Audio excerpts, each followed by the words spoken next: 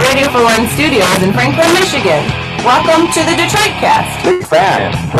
A show not just free of charge, but free of FCC regulations. Thank you for your support of the Detroit Cast. There it is. And without further delay, it's showtime. Please welcome the Detroit Cast. Here are your hosts, Mike and Jay.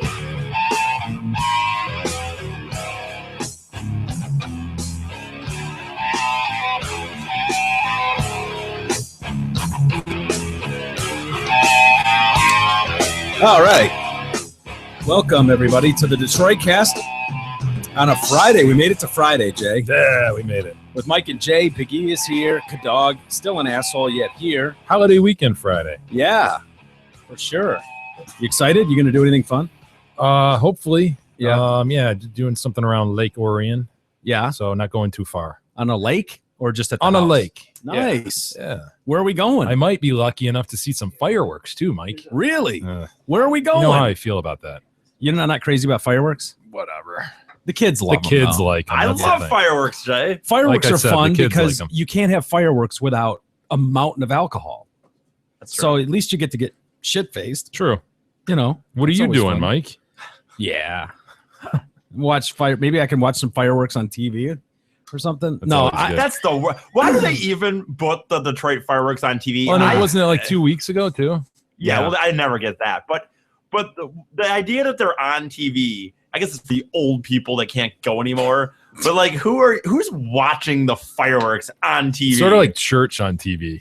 Yeah. Sunday morning. yeah. I don't know. I'd rather Well- do, if I had to do church, I'd rather do it on TV though. church made sense. Sit Like there in my underwear. in Holland, like as I said when I used to do the church thing. The there- intros you used to do? yes, I don't know if you could really say you did much for the church thing. I mean, Ecclesiasticals 2-4. I know. I'm just saying ran the board. But there was in Holland, there was a lot of old people that couldn't make it out. So they would actually tune in the morning to listen to church.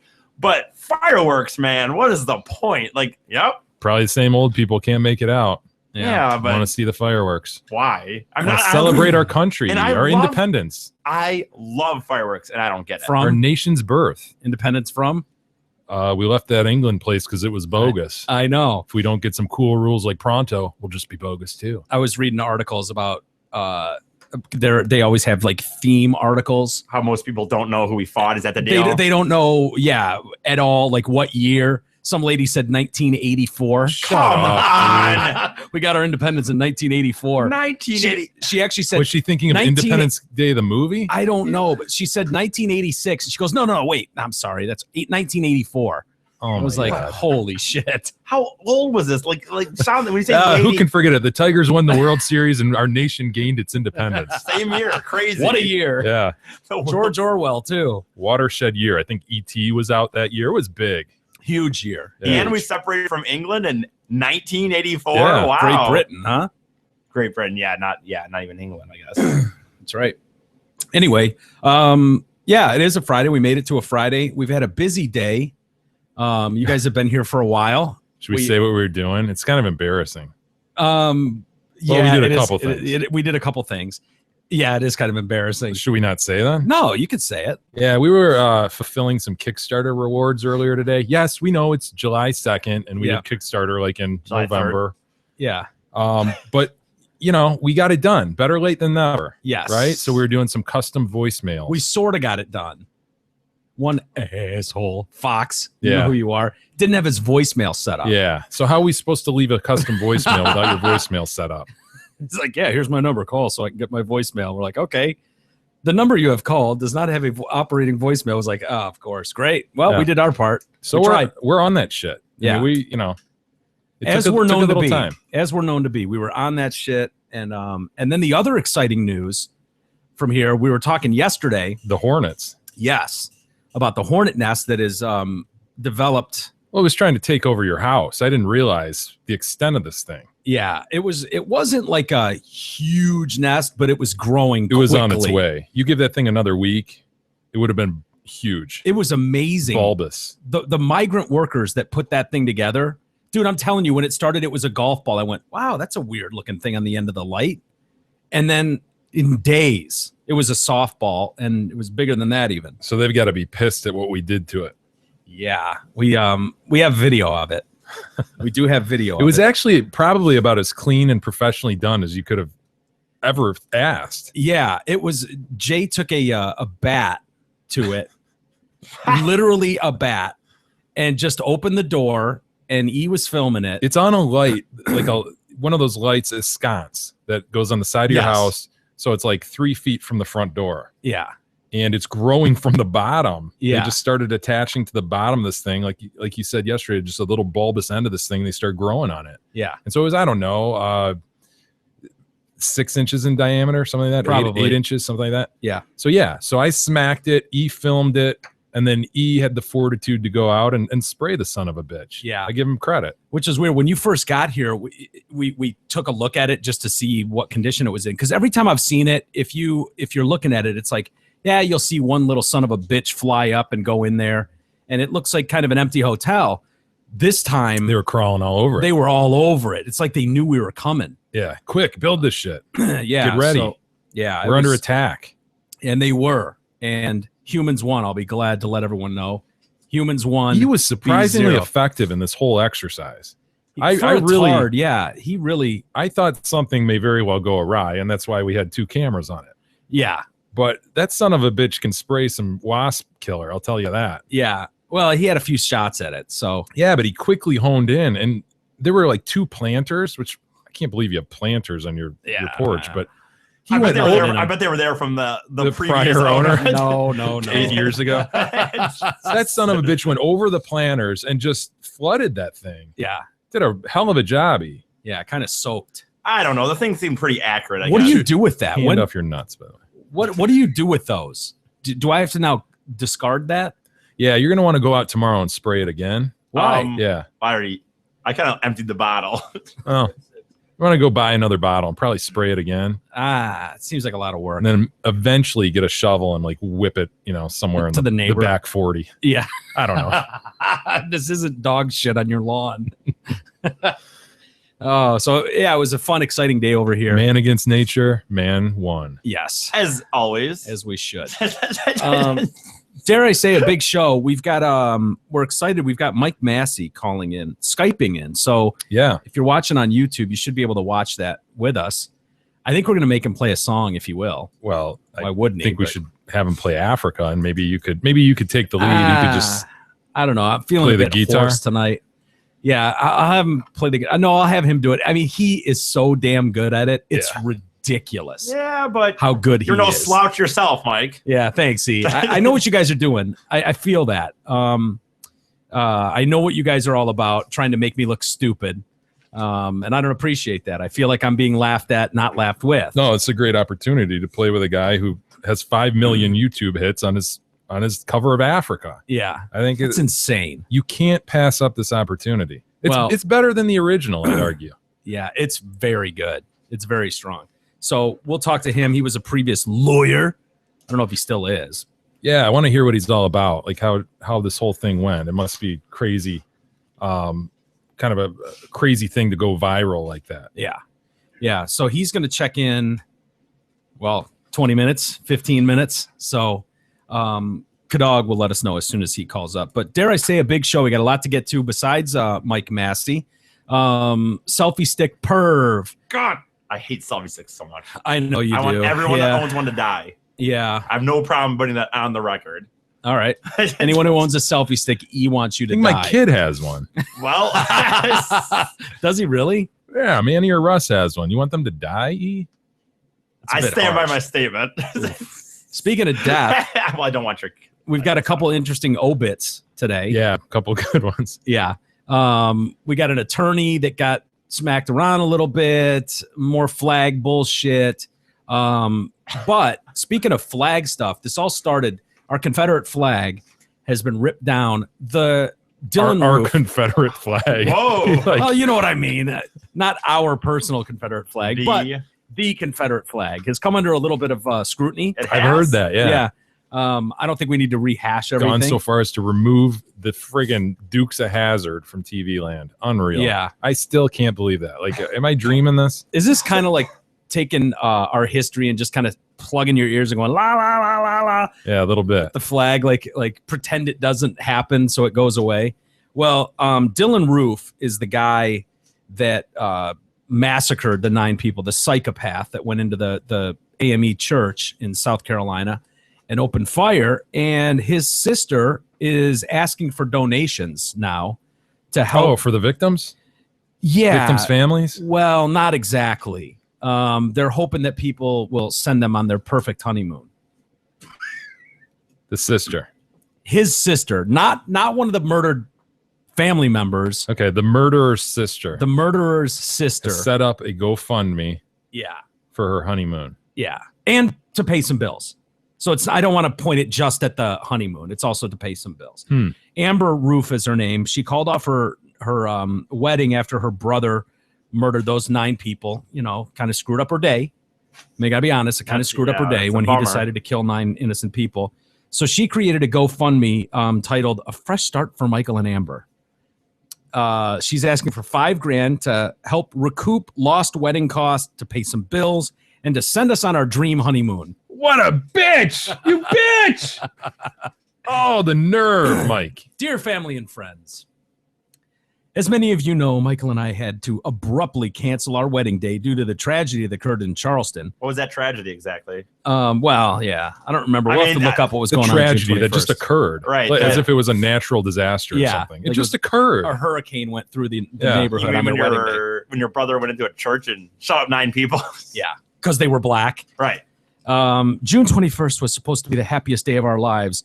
It is the day every girl dreams of. It was the day we dreamed of. We had each other. We had the perfect venue. We had our vows. We planned out every detail. It was going to be the perfect day. Blah, blah, blah. I know. Jesus, fuck, dude. Our wedding day was supposed to be the most important and special day of our lives, to start our lives together with our new family. Our day was the exact opposite. The massacre took place and our lives were forever changed. The media abused our privacy and published all of our wedding information and destroyed our dream day. I think it was a ruin for a few other people's days as well that day. Yeah, I mean, I could be wrong. Other people's dream day days were screwed up as well. Yeah, I think so. Well, hers specifically was. We canceled our wedding to protect our family. And mourn the lives that were lost. Want to make sure I get that in there. And, there were some people I think I heard were shot and killed or something, and we want to mourn those people as well. That was added by the proofreader right there. Somebody proofread it and went, you should mention, and just tagged it onto the end of that sentence. Comma, and. Maybe throw it in that 9 people died. You got to mention it. Due to your brother. So if you were the lawyer for her and she wrote to you and said, we canceled our wedding to protect our family. Period. Might throw at that point, you would step in and go, this is really tone deaf. I'm not sure you want to do this. Yes, we absolutely want to do it.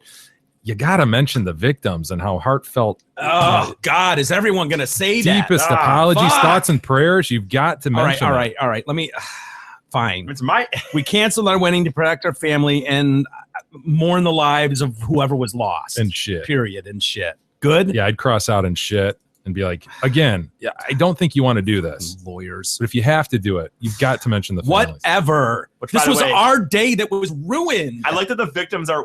How far is down into the paragraph? I mean, this is the second paragraph. Like 3 paragraphs down. Yeah, it's not even right. We wanted to protect our family. Oh, and mourn those people that were lost. Those people. Many friends and family members came into town and took time off work to be there for us. For us, I hate weddings. We could not ask you to do that again. I'm also on the record that I hate weddings. I hate weddings and selfie sticks. We would like the chance to start our lives on a positive note. Therefore, we have decided to start a GoFundMe account. We know money cannot replace the wedding we lost or our perfect day. Or those lives. Or those lives, you bitch. It's the most selfish thing I've ever heard of. However, it will help us create new memories and start new with our new family. Money raised will be used to cover lost wedding costs, to pay bills, and to send us on our dream honeymoon. And at this point, does the lawyer step in at this point and go, what do you think about not putting in the dream honeymoon part? That's what I was going to say. I'm not even. I don't like any of it. Consider giving something to the families, maybe I don't know. Say part of the proceeds go to. Why is everybody saying that? Fine, we'll give 10% of the proceeds. Will be donated to the Emmanuel African Methodist Church. Is it actually? Fine? Did they say 10%? That's it. Yes. 10%. Thank you from the bottom of our hearts. God bless. Love the Tyos. Ugh. Oh, Jesus. Would ye? Not, you know what, dude? I gotta be honest. Not after knowing this. I really am serious. Really? Before knowing this, you'd Yes. have done that. And what would that be in your Yeah, I book? might still anyway. What about her? Shut the. Yeah, I might still nail her even now, but that's not. And what would you rate her? Just seeing the bust right there. We haven't seen her full body, but I do agree that I think she's probably a little bigger. I think even her face, for one, I know this is a thing that people think that you couldn't draw from just her smile. you could not draw that. But her face looks like the type of bitch that would write this letter out. Yeah.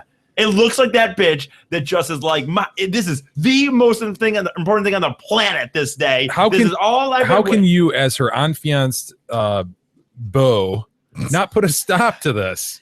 Right? And apparently, you go, no. We can't do this. Because he's not family. That's not his brother. And apparently he's in the armed forces in some, I don't know what that uniform, which version that is. Which version? Whatever. Army. Yeah, okay, so apparently he's in the army. He's not related to her brother. You're right. Why doesn't he step in and be like, are you kidding Some me? common sense. Does one of the two of you have any common sense? No. Over $5,000. I too. know, Like, dude. Really? And I'm serious. You know what I'm saying? Like, you know how you can't technically say like this is a face, but doesn't she look like the face of a person that would write that? She looks like a bitch. Yeah. Selfish bitch. Like, this is my day. Day. Keep in mind, this is the wedding invitation photo. This is as good as it's possible for her to look. Oh, This is her absolute, like, we've mastered my look. This is the she's best turned I down could possibly 300 look. other portraits and said, Yes. this is the one. I look Yeah, awesome in this. she looks like a bitch. She It's does. totally a bitch. I'm look. worried about her hairline, frankly. I'm worried about it. In 10 Yeah. more years, where's that going? I'm also worried if you really look at her arms. I feel like even her like Yeah. chest kind of. No, I think there's a I reason this image was cut off when it was. She's gonna blow it up nicely. Yeah, I feel like we've got something below there that they're not telling us. Like the tip of There's the something iceberg. going They're on. not telling us the whole story. Here's a little bit more of the story, but she looks like she's got that perpetual look on her face, like, ugh. I'm better than You're right. everybody. Ugh. I deserve this. I deserve everything I get. You know what it is? It's the thin lips. And Yeah. just, they're unable to really close around her mouth, and so she's constantly, you're right. Ugh. Yeah, it's not good, man. Oh yeah. Oh yeah, dude. Look at even this image where the two arms around the neck. Oh, this is mine. See, what infuriates E is not so much the GoFundMe, but just the attitude around weddings. I hate And it. Yeah, and, you know, I there's agree with him definitely there. something here, and it also surrounds first children a lot of times, where it's as Well- if you're the first on-fiancé couple to ever fall Right. in love. Nobody else can Well- understand the love that you feel and the perfection that you've met with each other. And so it's all about us. It's all about our day. I think it's pretty well established that firstborn are, Yeah, that's whatever. your prize. I mean, no, it's the same thing parents with learn to love the other ones that they have, but Well- the firstborn is like, look what we did, Yeah. ta-da! Yeah, I And feel those bad. are the special ones. No, really. it's the whole surrounding bullshit with that too. And I've said it before. It's like the mom acts as if she's the first one in the history of man to give birth. when there's right? been, I don't know, Describes a couple every- trillion or Describes every moment of the process, posts Yeah. everything on Facebook, the Yeah. size of the baby, the weight of the baby, all this shit. And 90% of people looking at it are going, shut the fuck up. We Yeah. get it. Been there, done that. I love that you of all people have that attitude. Like you and Gab don't seem to give a shit at all. Like you guys are totally Like you care. in Try love, to- but it's like, is Jay wearing his wedding ring? I was rotting my sometimes. finger. It was rotting my Yes. finger. But it's Yeah. like, where is it? It's at the house or something. I don't know. Like most people are like, oh, this is my Well, the ring. thing Look is, at to my ring. me, as corny as it's going to sound, to me, when you have true love, you shouldn't need that stuff. It really should be real. And the people that, in my opinion, that are over the top like that, in some level, I think they all know that it's maybe not as true as they really Trying to believe it sell is. it a little bit. Yeah. Like, hey, if I sell this really hard, maybe it's like Who are real. you? or Right? Who are people you believe selling? it. To me or to you? Yeah, good point. That's very deep of you. Takes a is. swig of his natty daddy. Yeah, we need to get him natties every night. Yeah, I think So that's my perspective on marriage. Natty daddy. says the 31-year-old who's fucking not even 32. 31. Someone, point, blah, blah, blah, blah, blah, blah. someone gave him $9. Here's $9, one for every dead person from that massacre. No, that I respect. Nice move. How much do they have so far? Like $1,200, I think I Are you saw. fucking? Well, Yeah. probably a bunch of racists. I know. I was gonna say it's probably like they don't. I don't think they would give a shit. No. I honestly don't think they would care. No, They'd just be Grand like, Wizard probably whatever. contributed 1,000. Yeah, Look, I'm not that. yeah, they could. I'm not that person to say that, like, but don't you think in some of your mind that some of those people are giving money are probably racist? Like, hell yeah. No, That's what Mike just said. Yeah. Yeah, I said it first before him. No, I actually. think he did. No, He said. I said He they're- just said it, and then you repeated it No, like he 5 did minutes not. later. No, Hold on, dude. go back. I said probably all racist, and Mike said, "Yeah, that's what I was thinking. That's what happened on I the don't audio." remember it. Like Okay, that. but then he explained it, and you had to explain it again. Why? Why? I don't know. It's a good point. Did Thank that you. add anything? Did it add new facts? Did it add new perspective? No. Ask yourself that before you say it. Message from GoFundMe. Information about the campaign you're looking for. Remove. This campaign has been removed by the campaign organizers, so they got beat on so Oh, bad. yeah. Yeah. Oh, the heat must have been brutal. Yeah. Organizers have the ability to remove their campaigns whenever they choose. Ouch. Yeah, boy. Greg, maybe this isn't worth $5,000. Yeah, it was about as classless a move as you could There you go. possibly Classless. make. I think that completely describes it. Selfish and classless. Down the line, everyone's gonna know who this couple is, and to be honest, whether they took it down or not, they already did it. Oh, yeah. I don't care. I don't. Yeah, give a they may fuck. as well have kept it up, honestly. At this Yeah. point, Go do get your it. $5,000. Right. Which is kind of like the flag. You know, the flag was taken down. Remember that girl, Bree? She shimmied up the flagpole. Yes. What was her name? Bree Newsom. I was going to say Bree Olson. Was it? Is she the porn star? Yeah, I don't know Brie porn star Olson. names. Hot. She's Oh not. God, she's hot as shit. Yeah, I think it's Bree Olson. Anyway, Bree Newsom, there she is. She's the one that, as Jay mentioned, shimmied up the pole, and she's going to do her part and rip the flag down. Well, she was arrested. She's facing 3 years. I hope she gets 3 years. You know, what are you going to do? Break the law, you know? She brought down the Confederate flag outside the Capitol. She claims she was motivated by the desire to end hate. Oh Jesus! Is this her inst? What is this? Her? No, that's Brie Olson, the porn Oh, star. I was Yeah. gonna say this is this chick. She doesn't look as good in that picture on the left, but Yeah, she looks a bit pixie-like. yeah. I don't think she looks good. I've in any never of the thought photos. porn stars. I've never thought like the quote unquote porn Dude, star. I think Brie Olson. Yeah, we know you're into amateur homemade shit, dude. Yeah. Yeah, I guess. Dudes, anal, You whatever. Yeah, like, dudes. you like that point of view shit, don't you? So you can pretend like you're going in her Or him. or him. Yeah. You do, don't you? You like that where it's like, I like it the more real, the better to me, I suppose. why do these look like weird videos of Brie Olson? I heard you like Asians, too. I do not like Asian porn. I don't feel like Chinese tonight anyway. Nope, never do I feel like Chinese tonight. I don't Um, like Chinese food that much. So she's got a General Zhao's chicken? she's not Brie Olson, but this General. Brie has a desire to end hate.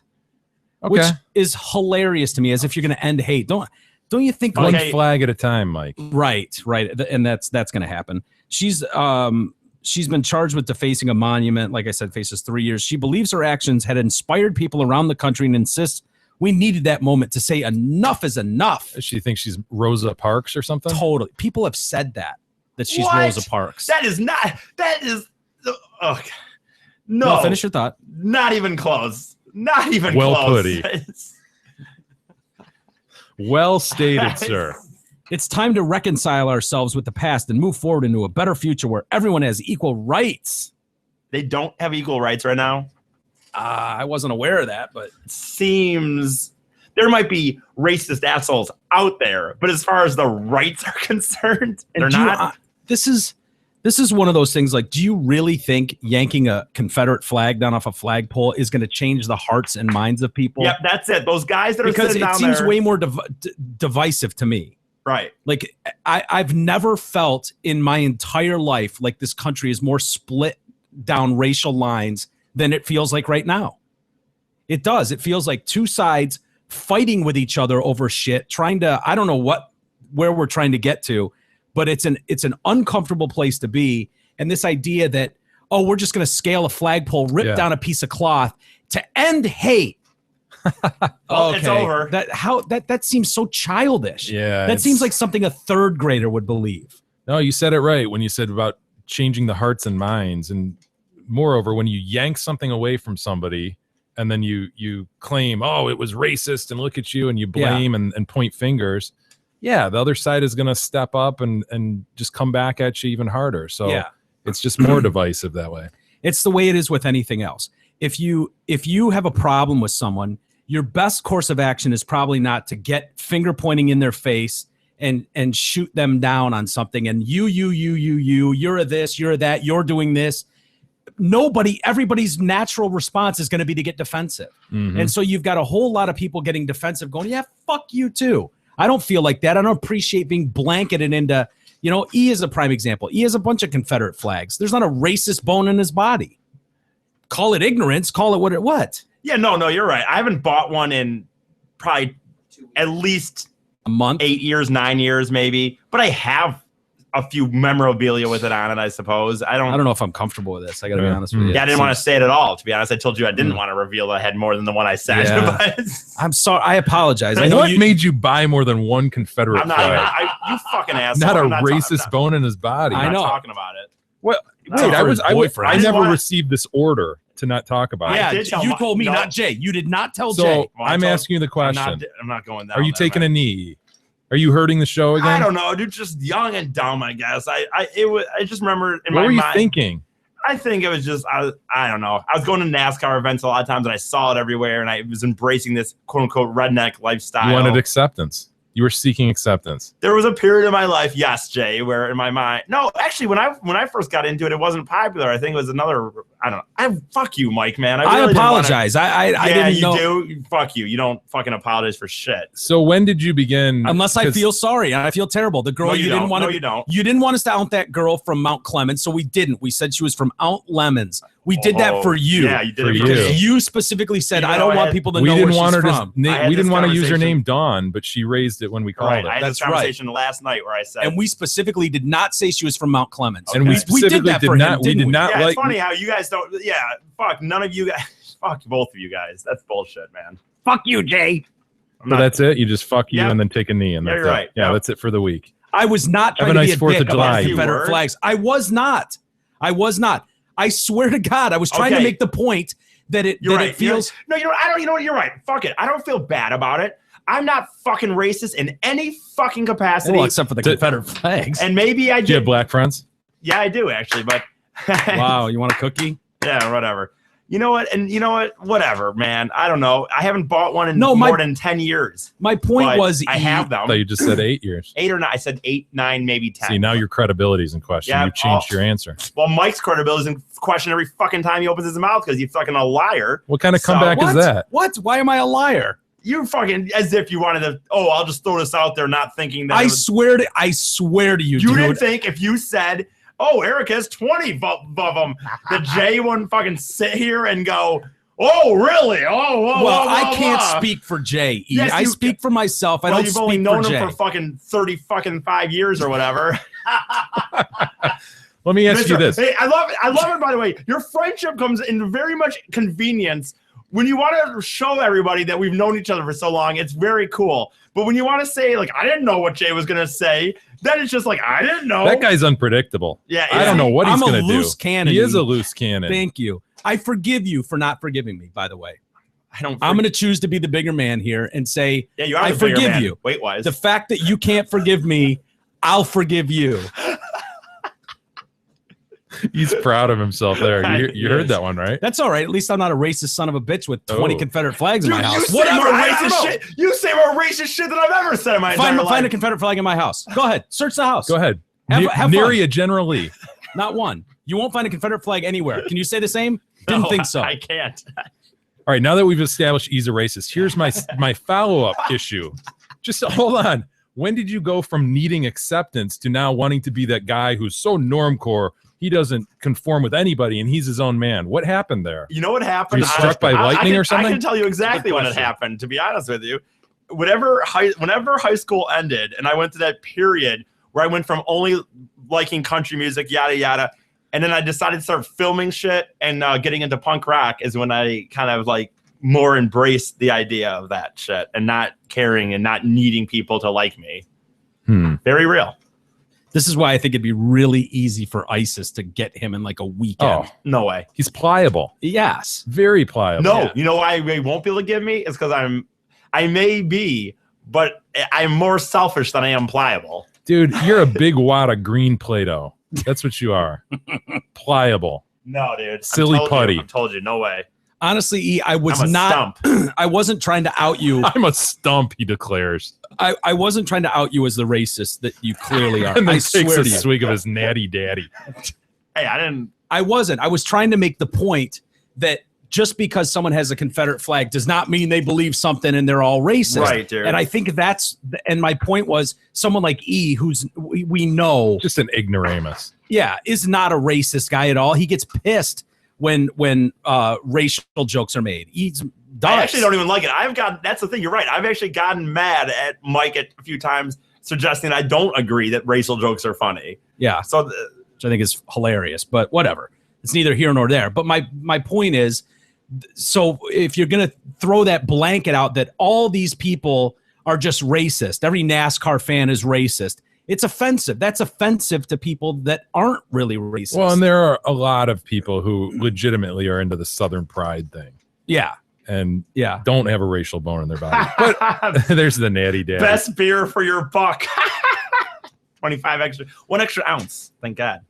And then we were talking a couple days ago about that college that was in California, Gonna burn Irvine, the, UC or Irvine, and ban the flag. that was talking about banning the American flag, not There just we the go. Confederate flag. And Lots of embarrassing things have happened under that flag. Tons. But see, you could argue that that's as racist as any of it. I You- mean, no, Where do you're you right. stop? Where do you stop? anti-New York Police Department group Disarm the Police. That's a good group. All in favor, disarming the lot of police. They staged a flag burning last night. I saw this. Yeah. They claimed it was a stand against the Charleston church massacre.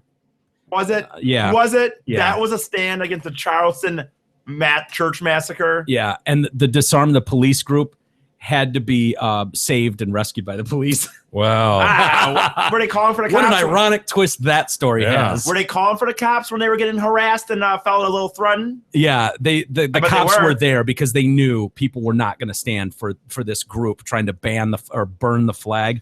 what a great country, right? Where you can say whatever the fuck you want, and then Yeah, you isn't that still have sorta- the protection of the police and things like Yeah. that. By the way, That's amazing. I man. will stand actually by this. I will say that I would never, ever do it. But I do like that we're in a country where you could do it and you're not going to get shot and killed. You know what I mean? I support the right to do it. Although I would Yeah, never, it's a freedom ever of do it. speech thing. The scene But was these in, other people have the freedom of speech to yell at them and say, fuck you. Yeah. You know? at Fort Greene Park in Brooklyn. It descended into madness when the stunt was crashed by a group of bikers opposing the flag being burned. Ah, Look at those those sons of big bitches. fuckers. Disarm the Police had announced on their Facebook page they plan to light up both the American and the Confederate flag, saying both symbols are symbols of oppression. Dude, if we went through every freaking country on the planet's flag, you know what I mean? You could I know. find shit in it. Maybe not Canada. I don't know about Well, Canada. they had 350 people that said they'd be attending this. 40 members of the Sons Motorcycle Club turned up at the scene to make sure no more flags were burned. And NYPD officers were at the scene as a precaution. They had them set up to make sure no fights broke out. According to the bikers, the protesters needed that protection. They took off like little bitches. One of the bikers said. Awesome. They lit the fucking flag and took off running once they got slapped once or twice, Yeah, boy. which is great. Look at those guys. Yeah, you see guys like this. You think you want to burn them? You're going to be a little hipster asshole and going to burn the flag, and you see three dudes like Yeah, this in yeah. there. Think again, my friend. John Carroll was booed by the crowd. He's part of the pro-flag demonstrators that also showed up. So these guys were just like way out of their league. They thought they'd be cute. Oh, let's just burn a flag. Yeah. And these guys had other plans. So John Carroll was booed by the crowd as he went in and took one of the flags that was left on the ground to burn. If you're going to burn the American flag, you're going to run the risk of running into people like me. I will stand by this flag all the time. We believe in what the United States of America stands for and the flag that people have died to protect.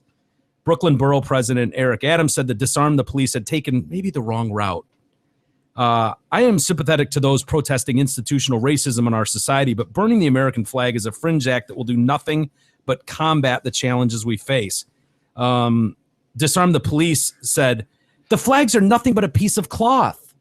So they're trying to use that argument that you could easily flip and say, well it's then, just a piece of cloth. Yeah, what do you care then? Yeah. Why It's are not you a worried symbol about of oppression. Why are you worried about the Confederate flag? It's just a piece of cloth, right? We do not believe the ideas of America are anything to be revered. What is this? Did Obama say that, or as you live in a country where you can do that? That's the thing. Yeah. So ironic. Right. Yeah. That is the thing, right? Imagine. I mean, I know there's a few. I don't need England even. I don't know. Maybe they have the right to do it. I'm not sure. But what would you say? A handful on the planet that you could? Yeah, where you could do that freely. Right. Well, they look at them. We're watching. God, those are some big dudes, man. Yeah, they are. Sorry. They continued. We dream of what real freedom looks like. Freedom from paramilitaries occupying our communities, beating and killing our sons and daughters. Freedom from our communities being destroyed by the speculative capital of gentrification. They love using big words, don't they? Yeah. Oh, they're going down their talking points. Mm-hmm. Freedom from mass surveillance and freedom from systematic racism. So we will burn the American flag, a symbol of oppression and genocide, in the same holy hell, and in the dude. same action dismantle our stunted, cynical expectations of what is possible in the world. Please live somewhere else. I said this when we talked about it the other day, where I said you don't want to sound like that, kind of cliche of like, if you don't like it, get out. And I don't believe that in reality. I love the freedom of this country, but on the same hand, please experience another country. Please go over to Afghanistan or one of these other countries and see how fun it is to be like you have that. a little perspective, I think, after that, right? Yeah, a little bit probably. Ugh, what a mess. Is Massie calling in? No, not yet. He's not? No. Should we call him? What time did we say? 10:30? He said he'd be on at 10:30, but Yeah, I see that he's online. He just came online, so he's probably getting ready anytime. too. Yeah, or we can try calling him if you want. hey, while we're waiting, we got to mention Krista sells houses, right? Yes, of Our course. friend Krista from Remax Suburban. The real estate market is hot right now. Krista Jelski of Remax Suburban will get your home sold fast. And as a gift to TDC listeners, Krista will pay for your whole house to be cleaned before it hits the market. Whew. Check out Krista's website at kristasellshouses.com or call her anytime at 586-918-0900. Jay, I asked Mike the day you were gone if that was is that their license to just be like, I'm about to sell this house. Let's fuck this shit up. have a big bash, Just and then have Crystal a just fucking gangbang party, dude. gangbang. I meant to say rager, and I fucking said gangbang. Yes, I don't know why. Have one of your paint parties, your little foam parties that you love to attend, Hey, it's on Chris's bill. where y'all dance with your hands above your heads. Yeah. You want to bang out a Zot read too? Look, while we're listen, waiting for Zot others? Ford and Holly has everything you need, period. Yes, they have the all-new 2015 F-150, the all-new 2015 Mustang, and the all-new 2015 Edge. They even have the new 2016 Explorer in their stock right now. Yes, they have the hottest sales staff in Oakland County, and yes, they have all makes and models in their pre-owned department. So don't worry if you want something other than a Ford. Our friends at Zot Ford can get you whatever vehicle you want or need. That's correct. They don't just sell Fords. They have Chevys, Chryslers, Dodges, Jeeps, and occasionally they even stock some foreign whips. If it has 4 wheels and an engine, Zot Ford can help you buy it, and they can help you right now. Check out their massive inventory and ridiculous deals at zotford.com. That's SZOTT. Winky face. Do you remember, Jay, the Trans-Asia Airways flight? Dude, I remember that crazy video. That's one of the more amazing videos you'll ever see. Of that thing lurching over the between freeway. the buildings, over the freeway. Yeah, and there's like a taxi or something that comes within yards of being clipped by the wing, right? Or maybe it even does get hit. I think it hits the taxi. Okay. Yeah. Look at this thing, man. Dude, yes. You hear the saying all the time, like, straight out of a movie. That is It really straight is. out of a If movie. you guys have seen Inception, just the over-the-top stuff that's happening like in cityscapes, that's sort of like this. It's just an amazing... You can't believe that's real. It's crazy. I It's remember- crazy video to see. I remember not thinking that it almost was real. I remember for a little bit thinking this is just some internet hoax. This didn't happen. Yeah. Yeah, it's totally nuts that and why have you noticed that whenever we see these videos, we've seen these usually in Asian countries where everybody seems to have a GoPro Yeah, everything's on their dash cam, dashboard. right? Yeah. Lots in Russia too, right? Yeah. Oh, is he? Okay. You want to dial him up? Might as well do. Want to do Massie? We can come back let's do to Massie. They Wow, have their Jay. findings. This is big for Jay. Are you excited, Jay? I'm excited. This guy's a musical genius. Where's he coming up on? Is he come up on the phone or? There he is. Wow. Hey, Holy Mike. shit, in person. Hey, we've got Louis C.K. with us, ladies and gentlemen. How you doing, dude? Good. How are you guys? We're doing very good. Welcome to the show. We feel like we know you a little bit. Oh, right on. Yeah. Big fans of the music. Awesome. And yeah, we kind of stumbled onto it by accident. Yeah, and I know we're kind of late to the Mike Massie party here because I look at some of the dates on your videos, and most of them are 5-6 years ago, but they're kind of timeless in that you're covering such classics. I mean, everything from the Stones, Coldplay, Simon Garfunkel, U2, Beatles, Radiohead, amazing stuff. Thanks. Were you searching for Louis C.K. and you found me? You probably hear that a lot too, right? Yeah. No, what happened was my partner here, Mike, does a Mean Africa, right? And so he did that on air one day, and then somebody sent us your Africa video and was like, no, here's the real Africa. And we realized you had 5 million hits on there. Yeah. That's not fair. You've heard mine, but I haven't heard yours. Yeah, you don't want to hear mine. I felt like I was being laughed at. I got to be honest with you. But I could, like, you see all kinds of people that do good cover versions of stuff. But I got to tell you, man, when I saw that, it was like, holy shit, this is for real, man. And then we see you're playing in a little pizza place. Yeah, Pie Pizzeria. And it seems like there are about, I don't know, 10 people there just kind of golf clapping. It's like, what is going on here? Well, I started doing it like 20 years ago. I auditioned at the Pie in January of 1993 on a snowy January Sunday night, and started playing there monthly after that. I was actually living about almost an hour away, about 45 minutes away in Provo, going to school, and they had me up. It used to be Monday and Tuesday nights. I do 2 nights in a row once a month, and I kept that gig for like 20-something years. It was great. Wow. And it was often the only gig I had because I really wasn't looking for a lot of other gigs unless, people hired me for private stuff here and there. And so I was just doing it once a month because that was the kind of the minimum so I wouldn't forget all the songs I knew. I had to kind of keep doing it at least once a month to keep it fresh. And there was times when I literally wouldn't even touch my guitar between gigs. I was just like, play at the Pie and then do nothing. That was like the only time I would do it. So why the Pie? I mean, it seems like just a small little place. It started off as well, they had a location in my town and it closed down. And so people said, yeah, the Pie up in Salt Lake has live music. And I was kind of a starving college student looking for paying gigs, and they paid a little bit. So that was kind of the initial reason I chose it. And it was kind of a cool vibe. It was sort of like, right next to campus. The University of Utah is right there. And the other nice thing was it had kind of a built-in crowd where I really wouldn't have to advertise or anything. And I say built-in crowd. Obviously, it wasn't a consistent crowd, right? Yeah. Some nights it wasn't much of a crowd, but, it wasn't my responsibility to, put out flyers and charge a cover and all that stuff. It was just, people, it was a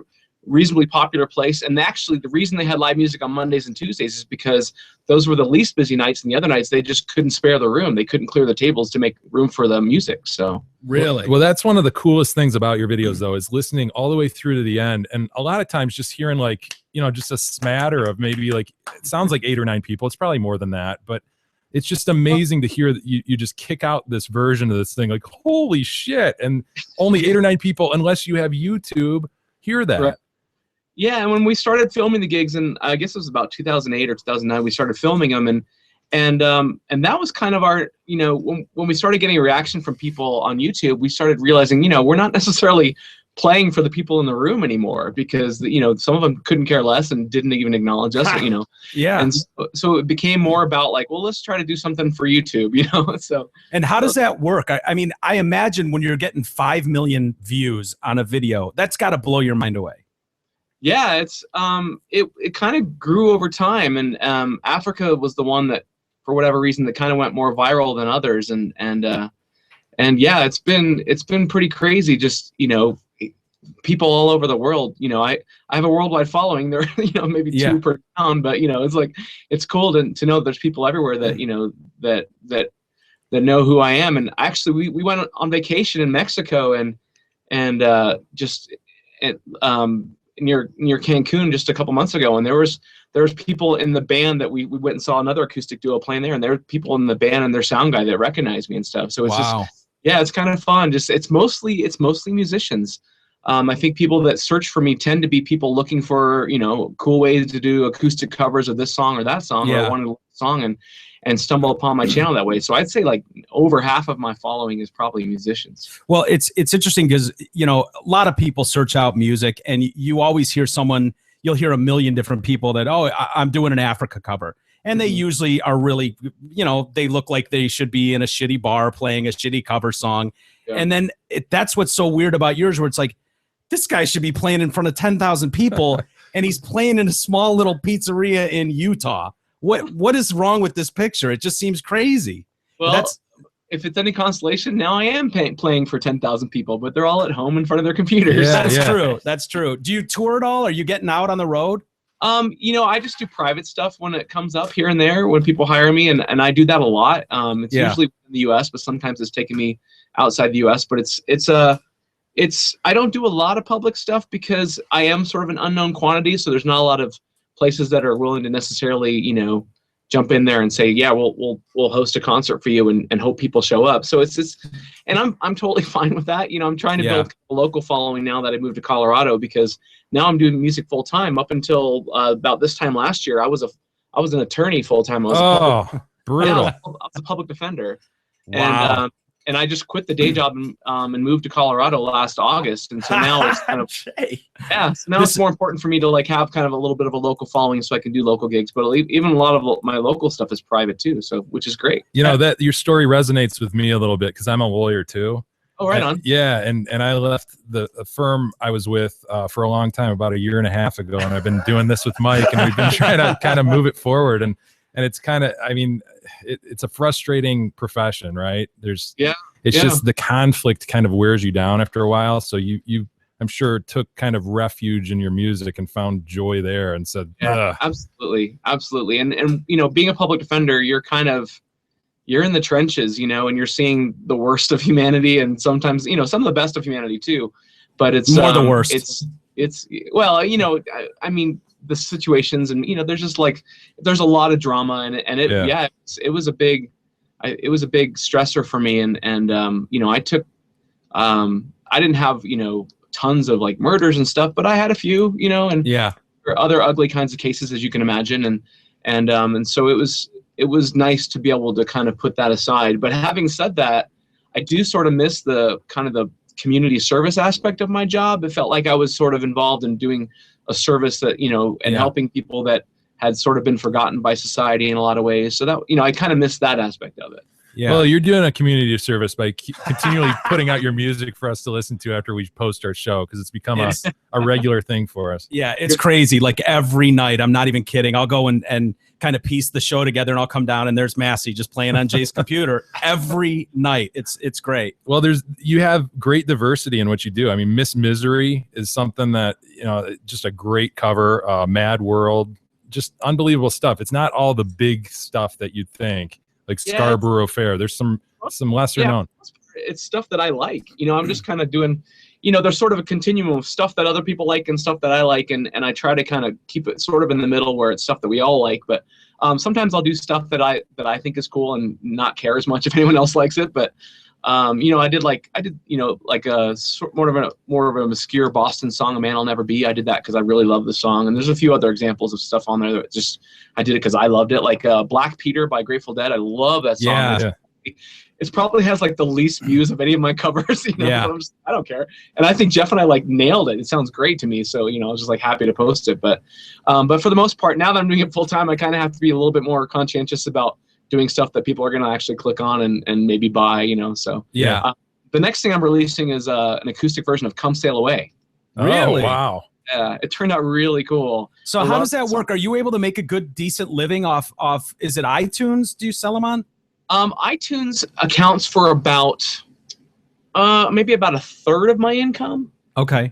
Is music sales, and then the rest is like gigging, and you know, if I do a couple of out-of-town gigs a month, and maybe a little bit of local stuff with that, plus a little bit of YouTube ad money, and then the iTunes, that pretty much makes up for my lawyer income. So it's good. Wow. And we should give props to Jeff too. He's fabulous. Oh yeah, he's awesome. He's a prosecutor. Oh, you're kidding. He's got to quit too, man. He's got to do the music full time. Yeah. Yeah, I don't think that's gonna happen. But actually, since I moved away, we still do gigs together all the time. We just like meet up in different cities where people hire us. Yeah. Like actually on Saturday we're both going to LA to do a gig. So it's well, we'd fun. love to have you in town here. Bring you to Detroit. Yeah, sure. I don't see your guitar there. Do you have your guitar? Would you be willing to play something? Oh, I wasn't really. Well,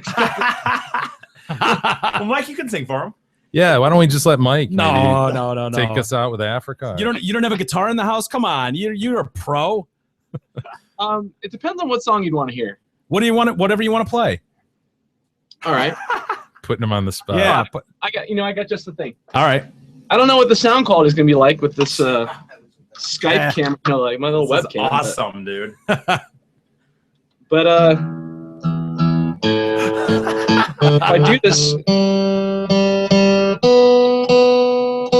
let's see. I'm just afraid I'm gonna wake up my kids because they just went to bed. That's all right. I sing pretty loud. That's a risk I'm willing to take. All right. No, I'm gonna do a song that I just learned about What are we playing? about 2 months ago, and it's a local boy for you guys. Oh, Oh, we got Seeger. I'm gonna do "Turn the Page." Yeah. Oh, shit. Turn Awesome, the man. page, dude. Nice. Yeah, and yeah, Damn. should be nice. Hell yeah. But I haven't like warmed up my voice or anything. You seriously caught me off guard, Either. so- That's all right. We'll be all right. You know all the words, Mike? Actually, I'm trying to pull it up right here. I pretty much know them, but I use this as a crutch. I've got my iPad sitting here, so right on. All right, cool. Okay, so hopefully you can hear it. Yeah. I love this song, actually. Can you hear that? Yeah. Oh yeah. Yep.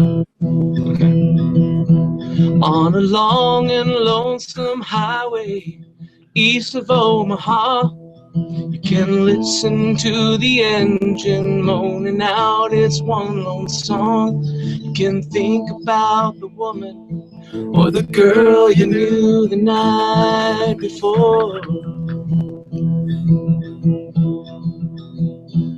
But your thoughts will soon be wandering the way they always do when you're riding 16 hours and there's nothing much to do. And you don't feel much like riding, you just wish the trip was through.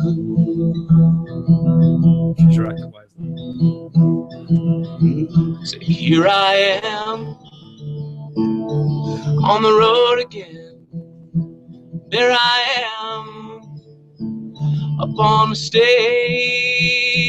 Here I go, playing the star again.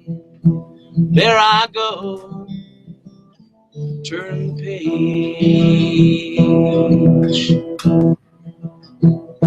Well, you walk into a restaurant, strung out from the road, and you feel the eyes upon you as you're shaking off the cold. You pretend it doesn't bother you, but you just want to explode.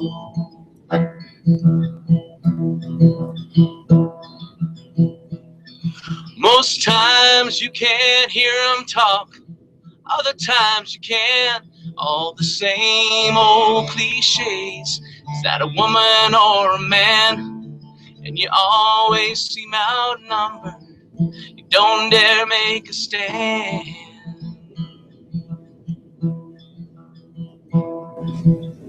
Say, here I am on the road again. There I am up on the stage.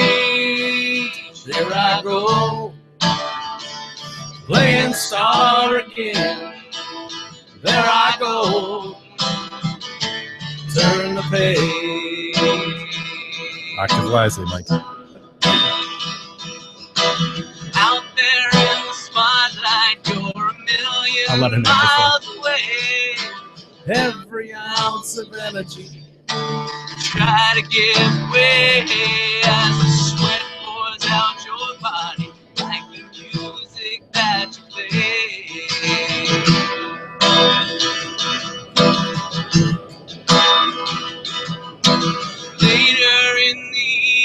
singing as you lie awake in bed, with the echoes from the amplifiers ringing in your head. Smoke the day's last cigarette, remembering what she said.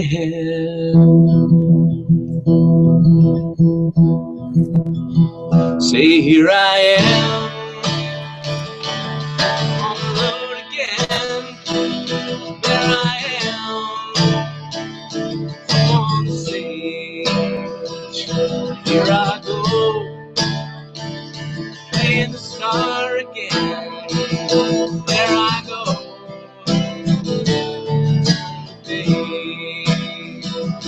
here I am on the road again. There I am up on the stage. Here I go, playing star again. There I go, there I go. Sweet. Wow. Well done, sir. Well done. Amazing. Dude, that's awesome. Awesome, dude. I'll post that in the near future once I get a decent live recording of it. That is very cool. Very cool, Mike. Yeah, Well, thank you so much for the time, buddy. Sorry to put you on the spot like that, but Right? we couldn't have Mike Massie here without playing. Exactly. Yeah, thanks for your time, Mike. Right on. Take care, guys. And Thanks. we'll be in touch, dude. I'm serious. We'd love to bring you to town and have you play. I'm sure our listeners would love to hear a show with you. That'd be awesome. Yeah. Thanks. Thanks, man. All right. We'll see Take you. care. Take care. Mike Massie. Man, dude. Very cool. Wow. Yeah, he's kind of good. Yeah, he is. I knew you'd hit that last I think note, though. I think I represented us well, right? Yeah. I felt like I got it. I felt like he felt you, kind of blending with him. And Yeah. I kind of felt like a dick, like I was stepping on him a little bit, but No. Oh, wow. Whoa. I think he had to expect that. I think he knew what he was coming into. And so Yeah. he had to expect that you were going to join, yeah. harmonize with him a little bit. Yeah. Well, I wanted to see what level he was at. I don't want to just sing with anybody. You know what I mean? So once I got a feel for him and it was like, okay, this guy's got a little bit of A skill. little rough, but Yeah. He's got a little bit tell of he's skill. working on it. Yeah. How cool is that hearing his story? Like, Yeah. dude, it's your story. It's awesome, man. The Dude, idea. I was going to say. Here's the thing that's cool about that is 30 years ago, that guy plays the Pie Pizzeria and plays little gigs around town and shit like that. And makes no money. Yeah, and unless you're He within gets free drinks by 100 the way. miles of there, you don't know about him. Yeah. And now he's got 5 million hits on Africa alone. So, Yeah. Well, it's like I was that's kind of telling you that the other day about, I think what's so cool about what we're doing with this and what he does is that it does offer that availability to everybody, but you got to be good. Like you have to have the talent. And in a way, it almost separates those people maybe that get out there that don't have the talent. Like, yeah, you can get the audience, but we're not talking to him, dude, if he's not killing those songs like he is. So Right. Yeah. you have to have the talent, but if you have the talent, you can get it out there. It's a double-edged sword because when you see like The dumb ones. some of the things that get millions and millions of views and you're like, are you shitting me? I'm watching a video of some idiot unwrapping a Disney toy and it's got 50 million views. Forgot about that. Seriously? And people are making $5 million a year unwrapping different unboxing toys. yeah. There are people doing that for 10 minutes a day and making that kind of, it's absurd, You're right. but it does kind of level off. But yeah, That's what I he's- think. I think, and I told you, we were having that talk about it and it was essentially reverting to Massie. And I think the thing is, I think we had a point, but I think it's going to level off to the point where, yes, if you have the talent, it can get out there and people will see it and it's easier than it used to be, but you have to have talent. I think, and it's going to start thinning down at a point where it's not that person that, like you said, that someone just, they were in down Missouri, you know what I mean? And, you ain't got no time for that. You know what I mean? Like that will go away. And what will replace it is, yes, you can get it out there, but if you don't have the talent, it won't matter. Mhm. But it will better than those people, like you said, were at the pizza pie and no one knew them 20 years ago. Yeah. It's very cool, man. Very cool. Why don't we take a quick break? Let's do that. Collect our thoughts, Jay? Collect our thoughts. Collect our thoughts. And we got lots to do when we come back. We'll do it all next.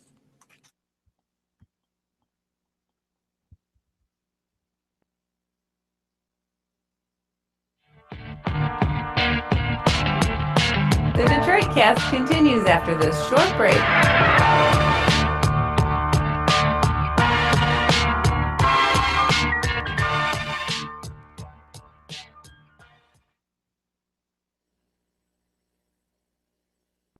Hey there, it's Steve Gabarra, the general manager at Zott Ford in Holly.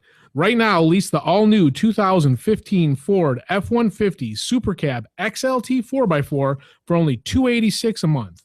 Friends, this flagship of trucks is loaded with an EcoBoost engine, satellite radio, rear view camera, remote start, chrome package, trailer tow package, plus about 1 million more bells and whistles. We have tons of the new 2015 F-150 in stock, and you can lease it for as low as $286 per month from Zott Ford at I-75 and exit 98. More importantly, I want to say thank you to all the TDC listeners that have already leased or bought a new vehicle from Zott Ford. Thank you. You guys are the best. Folks, check out our filthy deals and massive inventory at ZottFord.com. Get there.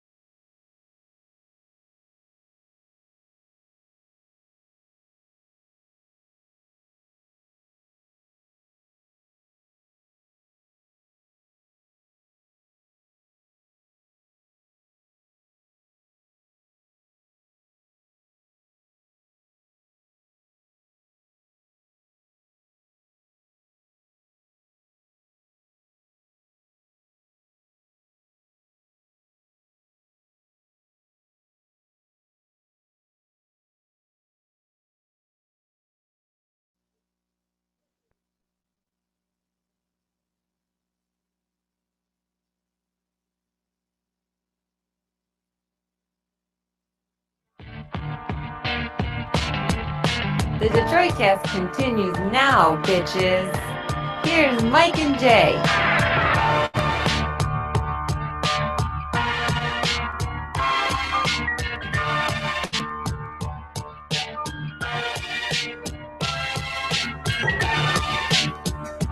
A rare second salt show. Yeah, We had to counteract the depressant we just ingested.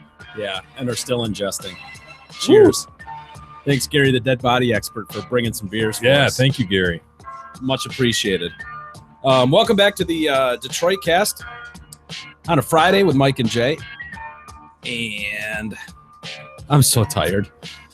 Well, I'm sorry. while you wake up, let me mention the Amazon I'm so link. tired. We haven't mentioned this today. I'm not sure if people know this, but on our homepage, I don't know it. if you What are go you to the talking about? Detroit, if you go to DetroitCast.com, Mhm. you will find our homepage, whereupon you will see an Amazon link.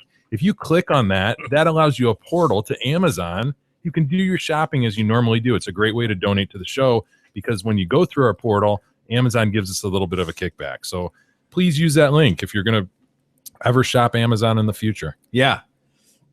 I like that. Buy big shit on Amazon. Buy Buy a really lot big of stuff shit. and big shit. Yes. That would be preferred. Well, if people haven't noticed, you can pretty much buy anything on Amazon. So there's really no reason. Look, we got so Have many the people going to hassle. Zot to buy Fords. I wonder if he could put, I don't know, his cars on Amazon somehow. What are you eating, Eating you into son the of a mic. bitch?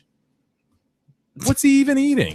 Why would he do that? Pizza, probably. Are you eating pizza? We just took like an hour break. My man didn't eat a thing during the break. I muted him because he was talking. Good call, Kadog. Feel free to mute him anytime. Use that liberally. If you ever noticed, I don't know if you, I always hate to admit this because then I know you guys will rag on me. But a lot of times I'll sit here through the entire break, and then all of a sudden we come back to break. And I'm like, I gotta go to the bathroom. And then do you get up and go? I don't even notice. No, that's the point. Sometimes I don't usually because I'm like, oh my god, if I do, they're gonna be like, what the fuck are you doing? And I'm like, had to go to the bathroom. Like we just sat here for 20 minutes. I have to go to the bathroom then. It's a good story. Actually, you know what's funny on that? I do have to go to the bathroom. What a I'll see you dick. later. That's his way of taking a knee. See? Yeah. See? That's his way of taking a knee. God. Hey, while he's gone, I want to mention Krista sells houses again. Krista from Remax Suburban. Hey, are you looking to buy or sell your own Fady Manor? If so, call Krista Jelski of Remax Suburban. Whether you're looking to buy a home, sell a home, or both, she will hook you up with all of your real estate needs. Check out Krista's website at kristasellshouses.com or call her anytime, Day or night? 586-918-0900. Yes. So people, please call her. Yeah. If you're thinking about buying a house, selling a house, If you know I would somebody- encourage you to do that. If you know somebody, yeah, just go ahead and start flipping houses. Yeah. It would be helpful to Oh, the show. dude, you can make so much money flipping houses. I've Yeah. heard that. Yeah. Krista will help you make that money too. So use her. Yeah. I mean, she's sticking her neck out there with us, Yeah. believing in us. So please use her. She doesn't Pass her name around to she's others never- who might need her. she's you can never call her advertised. anytime. Yeah, he said that while you were gone. By the way, do you guys ever No, go ahead. Finish your thought. pee in yourself when you're done peeing? Ever pee yourself? No, like when you're done. Like sometimes when I go, I think I'm done, and then I put my pants up, and it turns out there's a few more drips left. Well, I think everybody's experienced that final drip. see, Everybody who stand up. owns a Panoose. I'm not going to stand up. Stand Oh up. my Let's see what you God. did. You can't see because I'm wearing 2 levels of pants, but We'll take one of them down. I don't want to see your noose, but let's see what you did. Let's see how bad you the won't be able damage to is. see. You won't be able to see. We There's a should have few put the depends on them today. Absolutely. Let's see what you did. You Show us the can't damage. See on the pants. Oh, gross. He's got flannel, dude. There's nothing worse than an extra drop of pee On in a flannel. flannel leg. Ugh. They're flannel Christmas pants, Dude, too. aren't you really, really warm right now? How are you I'm wearing comfortable. flannel pajamas? I'm so comfortable. What an asshole. Christmas Simpsons flannel pajamas. With How did we Pistons get here? Pullaways over it. How did we get How did here? How did I get here, dude? How did I get here? No, you're Oh, used to this shit. You Not- knew him not before. You've known him for quite. Nobody years. gets used to that shit. I think Mike knew me a little bit. I don't You think he knew asked me him this here. much. He did ask me here though. That's true, but I got pulled into this. You have to admit, did you even what you knew? You from the Drew Mike assembled this show- dream team. that's true. Even what you knew from knowing me back then, I don't think really you knew, probably. But Nobody could. You're incontinent, aren't you? No, you know what it is? I'm just lazy, so I don't do that last shake, and then I'll do it. I'll do it at my house all the time. I do it at my house. Then it gets you so excited. You're like, fuck, now I got to peel this thing off, right? No, like at the house all the time. I'll go to the bathroom in the basement. Then I'm like, okay, I guess I'm done. And I'm being lazy because I got to get back to my whatever I'm doing. And then like a second, like as I pull them back up, I'm like, oh, Jesus Christ. Can I learn not to piss my own pants? Right. Everybody's experienced the extra drop, right? Everybody with a panoose knows that. Absolutely. But do women go through that? Yeah, I think that's why they like wipe. Because they go thumb over the garden hose. It's like spraying all over the Majora and Menorah. That's what I'm picturing. Absolutely. I mean, how could it not? It's a Thumb mess. over a garden hose? Yeah. Just plastering the bowl, the inside of the bowl. It's just... That's why they have to wipe. Imagine that. Wiping after Our your dick pee. tips. E, next time you're wiping, you son of a bitch. You dab your dick tip. New rule, son of a bitch. We don't want any urine all over the studio. The next time there's actually toilet paper down here, I'll do it. There isn't even toilet paper down here. That's what, like 8 months ago. That's how Mike makes sure nobody takes a shit in that bathroom. That's right. I don't think there's any in any of the bedrooms. I don't want anyone here. You go outside like an animal, like the animal you are. I do often before I leave here piss outside by my car, and then he does. I've seen it a million times. Yeah. And every time he goes, there's something about pissing outside, and I just pull away, shaking my head, like, what? How the fuck did I get here, man? Is it on the grass at least? No, it's on those rocks. Yeah. Oh, Jesus. Well, that's not true. Sometimes I do it right by the flagpole or like by the basketball net. Basketball, and if anything else happens to be in that area. Yeah. What does that mean? Nothing. Nothing. What does that mean? Sorry. Mike, What does that mean? What does he mean by that it's statement? okay. What does he mean? It's okay, Mike. What did that statement mean? Sorry. Picture your driveway. And if anything, we're by the basketball net. You're peeing on the bush, aren't you? Yeah. Son of a bitch. Sure. Oh. Yeah, the bush. Do with you. No, it's ridiculous. If you could experience what I experience when I leave with E, oftentimes we walk out, he'll slam the door without really closing it, so it bounces back open. Lights are still on. He doesn't shut them off, and he's just screaming like it's 1 a.m. Yeah. You have neighbors. Yeah. Not that you know them, but you have them, and he's out there. Fuck. Yeah. And he's like, I gotta piss. And then he runs over and he just starts pissing on your rocks. Yeah. And it's an experience. I follow you guys out now. I follow you guys outside. Make sure the lights off. I know that if E is the last one out, the garage light's going to be on. The door leading from the garage to the outside world is going to be open. And there's a strong chance that the house door into the garage is going to be open. Yeah. Which the cats know within 8 seconds that door's open and they're out in the garage. Yeah, they follow the son of a bitch. He's like a Pied Piper. Yeah. Righty? Yes, I think you've referenced the Pied Piper. Those Rats follow the kids. The rat's following the kid. Yeah. That's right. Yeah. So that's his description of the Pied Piper. So for the last 6 months, every day when you guys leave, I'm right behind you. Here's what you got to know about our exit as well. Your sinkhole is getting so bad that it's growing foliage. Yeah. Have you noticed that? I have seen that. Isn't it foliage? Foliage. All right, foliage. Kadog, pull it up. Dictionary. He's working on it.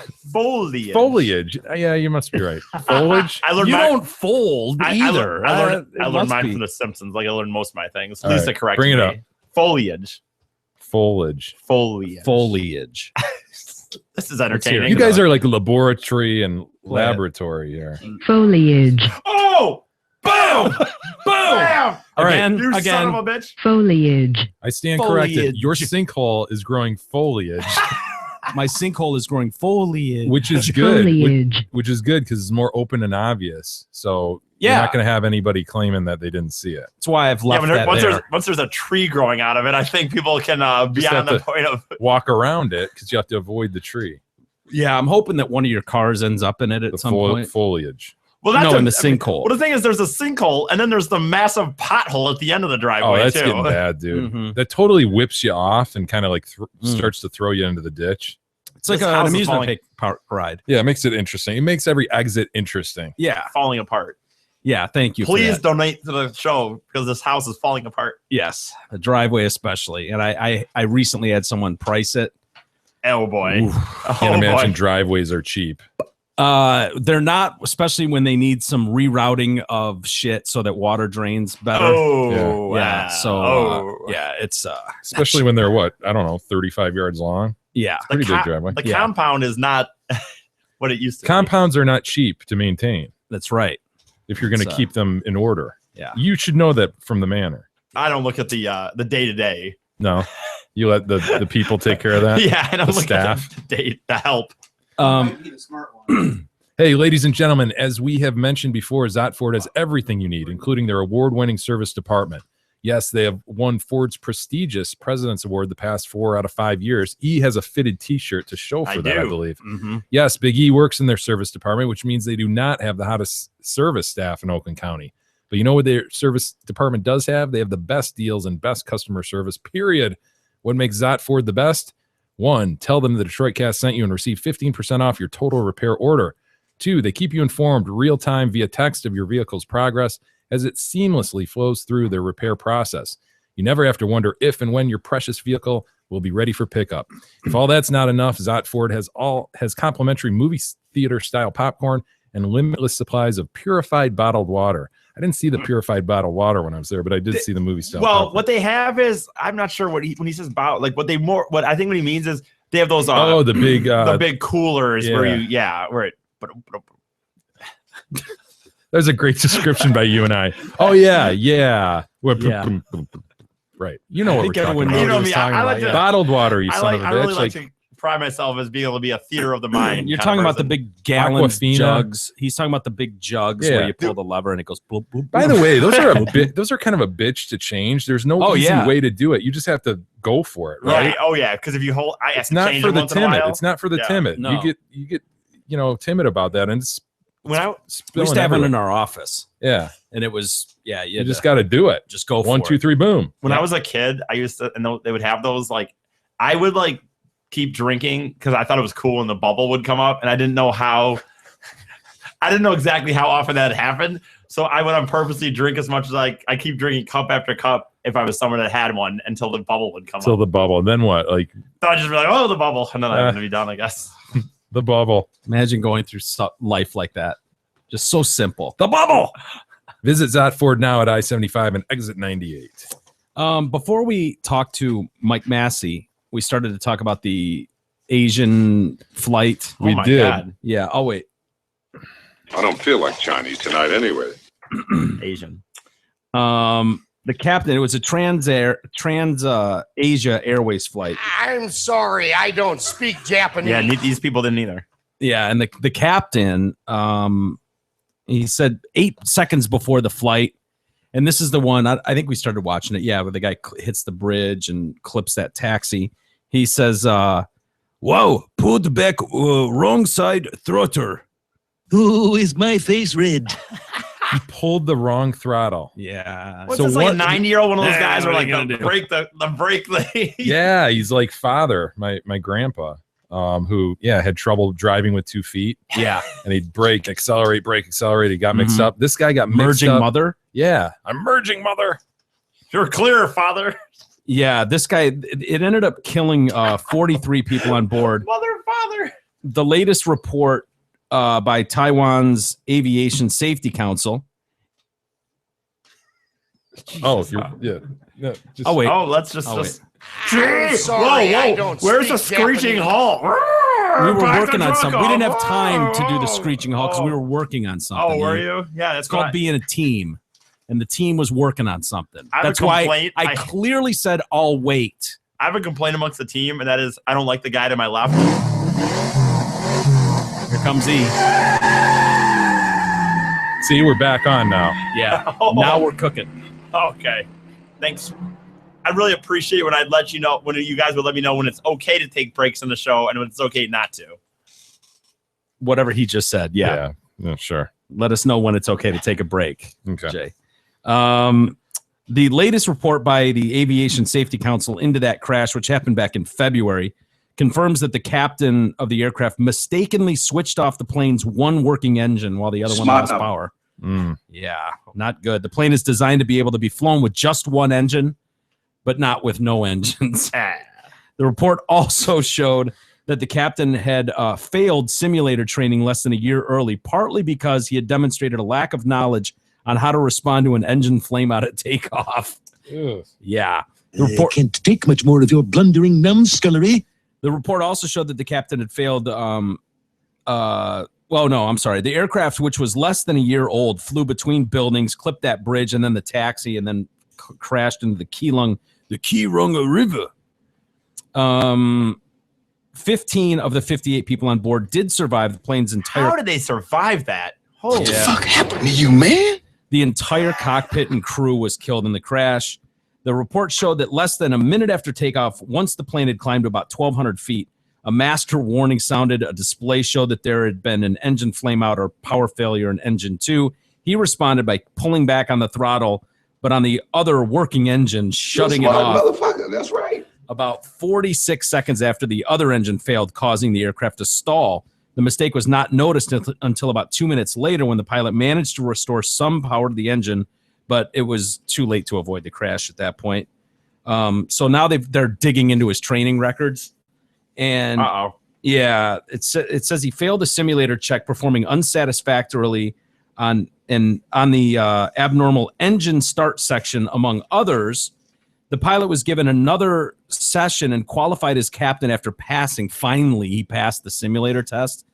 During subsequent training, however, instructors made the following comments critical of his performance. They noted he was prone to be hesitant when facing a situation that requires making decisions, and prone to be nervous and may make oral errors during the engine start procedure. Well, that's not that important, is it?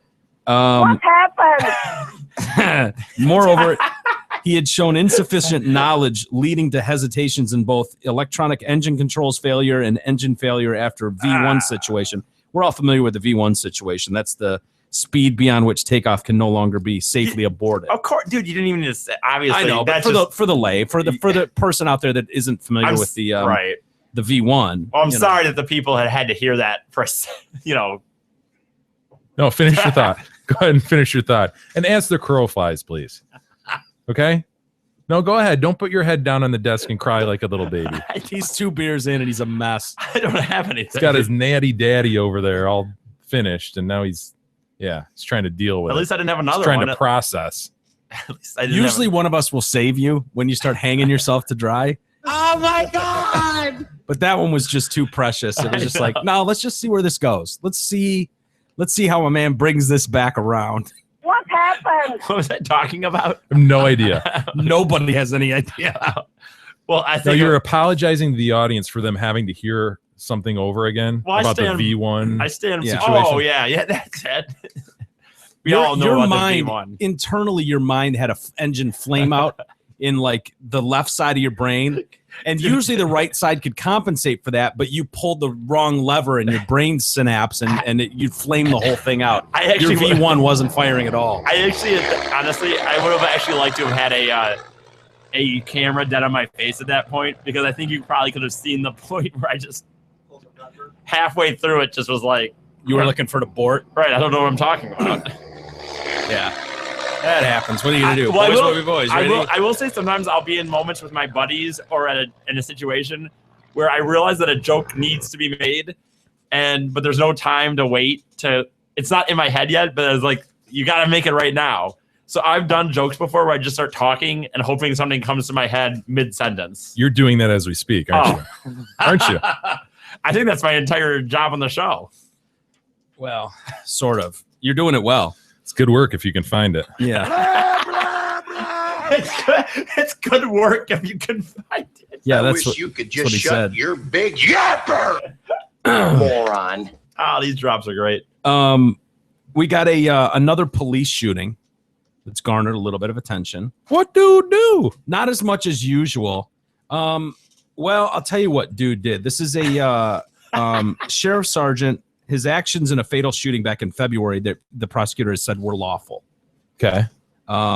Fortunately or unfortunately, he was white, the cop, and the victim were both white. So, So why are we talking about this? It doesn't matter. It's a local story. Oh, yeah. Okay. Yeah.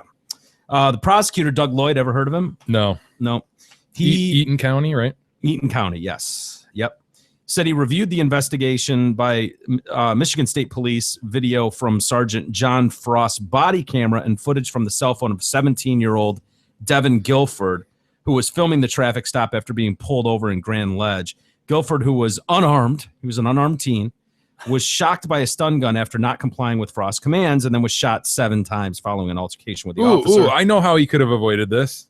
Yeah. He could have complied with the cops' commands. Well, you know. No? Boys will be boys, right? Oh, yeah, didn't want to just verbally argue, but actually physically try to counter what's going on, right? Right. And they've said that the family's going to sue, of course, which, you know, I'm kind of on the fence with that one. This is just the way families react. It's very rare that you get someone that goes, yeah, my kid fucked up. It cost him his life. You know, most parents don't. The finality of it is too much. Yeah. So I kind of understand. Well, and I think the 7 bullets into the kid is in 4 seconds, though. I get why, you know, you're trying to stop the dude, right? You've made the decision. I'm going to lethally stop this guy.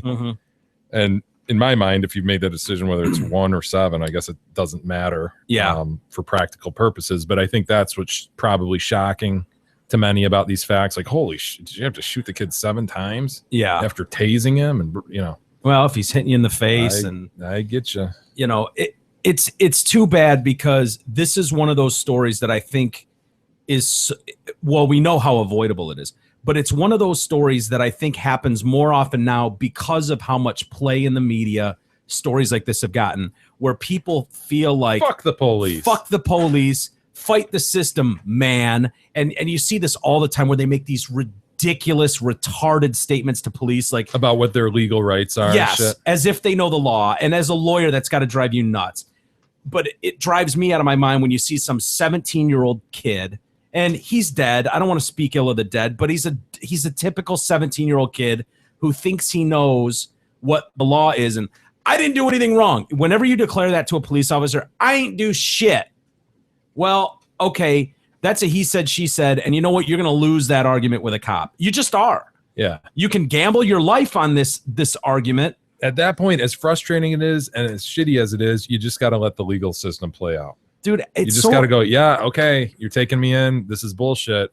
But I think this gets into the whole, like, people know when you get out of these situations and everybody films it. Every kid's, by the way, officer, for my protection and for yours, I'm filming this altercation. And the cops always like, sure, yeah, whatever, dude. So am I. Good. I still am going to need to see your license, registration, and insurance. And nobody can just go, oh, yeah, here it is. This would have been a 2-minute stop. There was no real altercation until this kid escalated it and turned it into what it is. You want to see some of the video? Yeah. Have you seen it? And it goes out in the middle of the fight, right? Well, here's what happens. You have audio at the end, but not video. Yeah, the kid's filming from his cell phone. The cop is wearing a body cam. He does not have a cam in his car. So when the altercation goes down, when it really goes down, the kid at one point is face down, and so his phone's. The cop's like, phone on the ground. Put your phone down. Like, at that point, he's done with this shit, and he's wearing his body cam. But when the shit goes haywire, his body cam gets ripped off in the altercation. So the body cam goes down. The kid's cell phone is what picks up the gunshot sounds, but you don't get video of it. Gotcha. So yeah, here we go. But I'll give you. We don't have to play it all, but I jumped ahead to like where he's gonna get him out of the car. I haven't watched. No, this go to the ahead of beginning. time. Go to the beginning, because because I think it's important, and I'll tell you why. Because it shows that the cop is not being a dick. The cop's not being an asshole to this kid, but this kid's gonna start shit with him.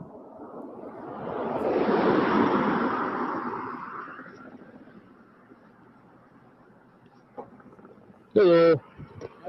Hey, driver's license, registration, proof, insurance, please. Pulled you over today because you flashed me. I didn't even have my brights on. Yes, you did, sir. Nope, I didn't, partner. I'm telling you, because when I turned around, As a owner of a cop car, I will tell you the lights are brighter in the Crown Victoria. I know. Well, Trust me. I'm just throwing that out there. he wasn't driving a Crown Vic. When I turned around, I flashed them I'm pretty on to sure show they you just that point them were- up a Damn it, I little want to hear higher. You this. turned them off when you came around. No, I didn't. Driver's license, registration. Driver's license, registration, proof of insurance, please. I did not have them on. As if you're going to win that argument. Yeah. Who cares? You know what, kid? You're Driver's right. license, Have a nice registration, night. proof of insurance, please. I don't even know you're an officer. You phones everything. Are you fucking? Driver's license, registration, proof of insurance, please. You've been pulled over. My name is Sergeant Frost. My name is Sergeant Frost of the Eaton County Sheriff's Office. That's your badge number? You cannot see my badge number. He thinks he's got the cop now because he's denying him his badge number. 2372. Dude, as if- Another car, please. So there's the cop calling for backup. I am video and audio recording for my safety and your safety. That is absolutely fine. So am I. You just told me that I could not have your badge number. My badge number, no, you asked me to show it to you. I cannot show it to you. My badge number, No. Is that correct? no, it's not. It is correct. You have two What choices an at this asshole. point, sir. I'm giving you the I'm option. not doing it Yes, you are. for what crime? You flashed me with your high beams. You had your lights on, sir. I swear to God. This is your option right now. You right now are refusing to give me your ID. I have not committed Refusing to give me your ID in a traffic stop is a misdemeanor. Right now, you're committing a misdemeanor. You have two choices. You can get with the program and start to comply with this traffic stop, or you're going to be taken to jail. Those are your two choices. Pretty simple. Driver's license, registration, and proof of insurance. Oh, please. just give him your stuff. I do not have my license, sir. I am going to get it. You don't have your driver's license? I'm going to I get do it. not have it Why is that? because I just drove my brother to the church. You do not have your driver's license on your Drove the person, church in there. correct? Yes, I do. Where is it?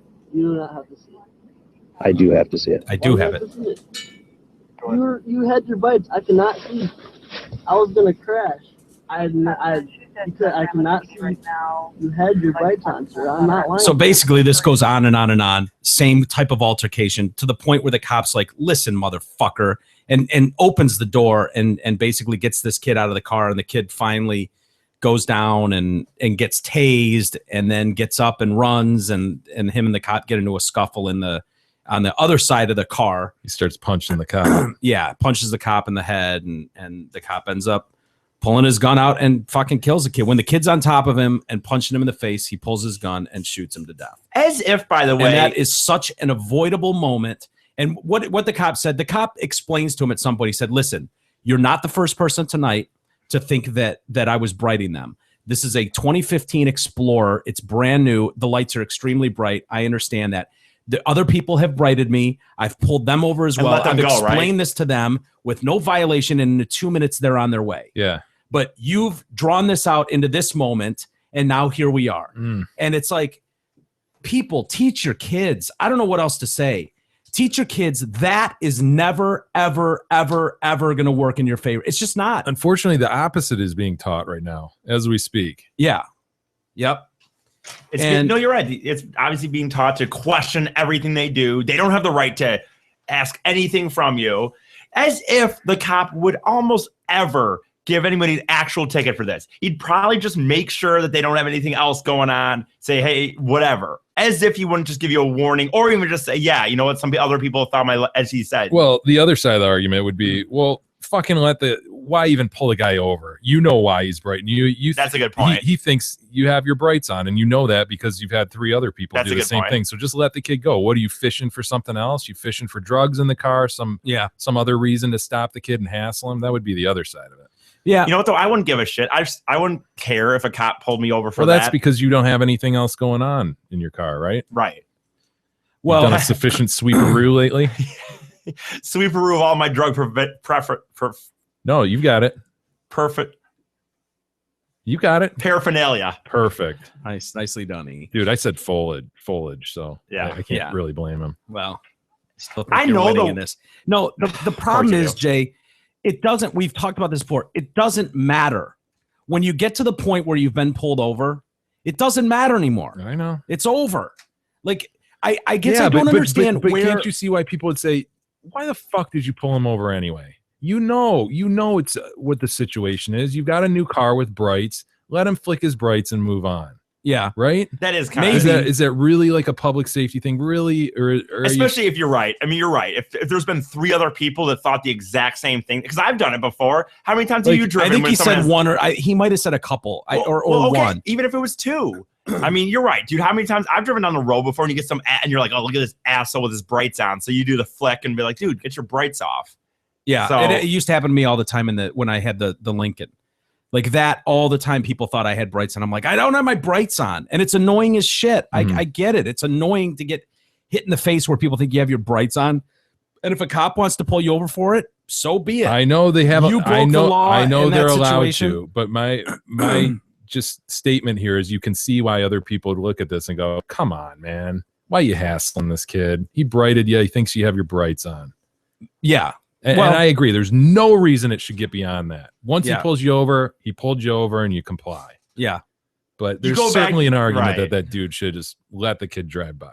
Yeah, maybe so. But the cop comes up and it's not like he gets in the kid's face and is going, what the fuck are you brighting me for, son? We've seen that before. That altercation in New York where the guy honked the horn at the cop. And that guy, I think ended up losing his Uber job. driver or something, wasn't it? Yeah. Oh, that was brutal. Yeah. Now, if that cop had come total up like power that, play bullshit. Absolutely. Now that's a situation where you see that video and you go, "What an asshole!" You see a cop like that and you're like, "What a dick!" Yeah, but isn't this the most marginal probable cause ever to stop somebody? Like the other side would argue he's stopping him to check out his license. Check out if there's any warrants. Check out what his eyes look like. He's fishing for something else. And the kid did have weed in the system. He's using this as a pretext to find other shit, and he's that is a good point. Yeah. So I could totally see why people have a hang up about the stop initially. Yeah. Well, when it gets to that, my point is when it gets to that point, what is the thinking of people that are going to play this? Because they all try this Hail Mary of a defense. Like they're going to put on a defensive case on the spot. And they start throwing out terms that they picked up at a party one night. Their buddy's like, oh, they have no right to ask for your ID if you didn't do anything wrong. And it's like they're going to use that as their defense. You have no right to ask for my ID. I didn't do anything wrong. And if he doesn't give you his badge number, you can totally leave the scene. You don't even have to be there. Yeah. It's like you're allowed to leave. Seriously, you're allowed. Because they didn't read that in some law book. Some idiot told them that, whether it was a family member, a drunk idiot friend at a party. No, when has arguing with a cop ever gotten you out of anything, right? The thing you do is you just play ball and you hope that, hey, hopefully the guy's having a decent day and he sees that I'm not a dick and lets me go without anything. You're not always you're not going to get anywhere arguing with them. You know what this is though, Jay? This is a generation. This is something we never thought about, worried about, or could even imagine. This idea of having this phone right here with a camera on it. And these kids going, I'm going to get 1 million views on this video. And they're trying to be a badass. They know everybody's attitude changes when a camera's on them. I don't care who you are. Everybody's attitude changes when you know you're being recorded. You're mindful. So a kid like this has all of a sudden got some courage because he knows it's being recorded. And he wants to show his buddies that he's willing to stand up to the big bad law enforcement. Yeah, that's a good point. And it's like, where do you think this is going to go? Do you think the cop's going to go, my bad, son, carry on. Oh, you got me there with a badge thing. Boy, I didn't see that coming. Really? Really? Do you really think that's going to work in the long run? It's not. It's more likely to end in an altercation like this where now you think you're going to be a tough guy. You're going to be a roadside tough guy to a cop, and it ends up costing your life. Stupid. You're playing a really, really scary, dangerous game, and I don't understand what is the process that's thinking, like, where are you thinking this is going to go? Well, and you know what, though, Jay? What you're saying is maybe the traffic stop was, which I actually agree with you on that. But I agree. But you almost could argue, okay, even film it, give your license in a way. In my mind, it'd be more like, okay, but then maybe go the next day to the precinct or something. And be, look at, dude, you got a guy just pulling people over, and maybe that wouldn't work out in the end. But that'd be the better way to go about it than to sit here like this. But when that happens, when that stop happens, aren't you totally, you go into this mode of fuck, right? That's where we would go. This just fucked up my life. It just fucked up my day and to an extent my life, depending on the extent of what I'm doing, right? Yeah. And so I can understand why somebody wants to react and defend, but you got to have that thing click in your brain and go, I'm not getting anywhere with this. Yeah. What's the end game here? I'm not going to win this. I can't win this. I've just got to comply and let the justice system take over. Especially after, I don't know, 5 minutes. Right? Was that necessary for a proclamation? Well, especially after 5 minutes of filming, you're both filming each other, and you're just saying the same thing over and over to the cop. And finally, the cop, in a very calm voice, and we didn't play it there because it's minutes ahead, but when he explains that, look, I've got a new vehicle. You think maybe the brights were on, and you've seen that with SUVs. If you're in a lower car, it looks like someone's got their brights on. They don't. That happens. When he explains that to the cop, you would hope at some point it would click in and you'd go, okay, whatever, man. I think it's bullshit that you're pulling me over, but here's my ID. Yeah. Let's both drive away from this now. Because the cop, trust me, doesn't want to shoot you. And you don't want to be shot. But I really think that maybe I wouldn't mind being shot in the leg just to see how it feels. 7 in the torso? Ooh, no, big I would mistake. not. Big mistake. That's all I ever think about anymore. Is that the question of how fast the regret would come, and it would be a boom, boom, big mistake. Well, and we tried to get an answer on that. Right. Ran into a brick wall with certain gentlemen, but yeah, maybe we'll try that again down the line. Yes, but Mr. we Colonel. digress. Yeah. So I don't know, man. I really think there's something to that, though. Like, I'm filming this. My buddies are going to see what a tough guy I am. I'm such an internet tough guy because I stood up to a cop. Well, and equal to that, it's just this bullshit going around now that cops are the bad guys and you got to watch out because they're up to no good. I mean, that's the very vanilla way of stating the narrative. You know, the real way is fuck the police. Yeah. Trying to murder you. Yeah. Ugh. Well, someone who will murder you was a guy that was in court. And his lawyer from Manhattan was successfully argued his murder suspect client suffered from severe mental illness and found out just how unstable this guy was yesterday. God. Alejandro Morales. You got that, E? I'm not doing it. Yeah, you got this. Yeah, you got Alejandro. this. Yeah. You said it. Oh, wait. No, everything's flowing pretty clearly for you tonight. I think you got this one. Alejandro. Alejandro. Yeah, that was a good wow. one. That was a Holy good shit. take. That was for real. No, I'm serious, dude. That one was way better yourself. than the other ones. It was. Don't say that. That one was way better than usual. Okay. He was on trial for stabbing his 9-year-old cousin to death. Yeah. Following an argument that they had in 2010, the jury found him not guilty by reason of mental defect. He lashed out in a violent scene that required about 15 officers to take him down. He punched his attorney in the face. Seems like a good move. Fred Szynski was his lawyer. He got smacked right in the jaw, ran into the prosecution table and swung his fist at the guards. He was pinned against the jury box. After getting him a good result. Yeah. Well, here's the problem.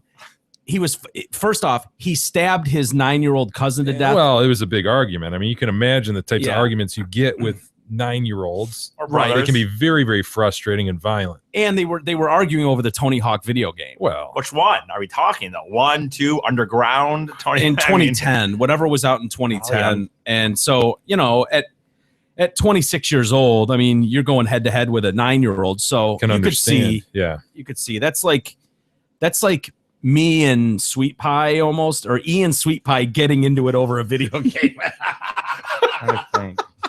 Fuck you, Sweet Pie. Over bowling. Eric, I want to play next. Fuck you, Sweet Pie. My turn. God damn it.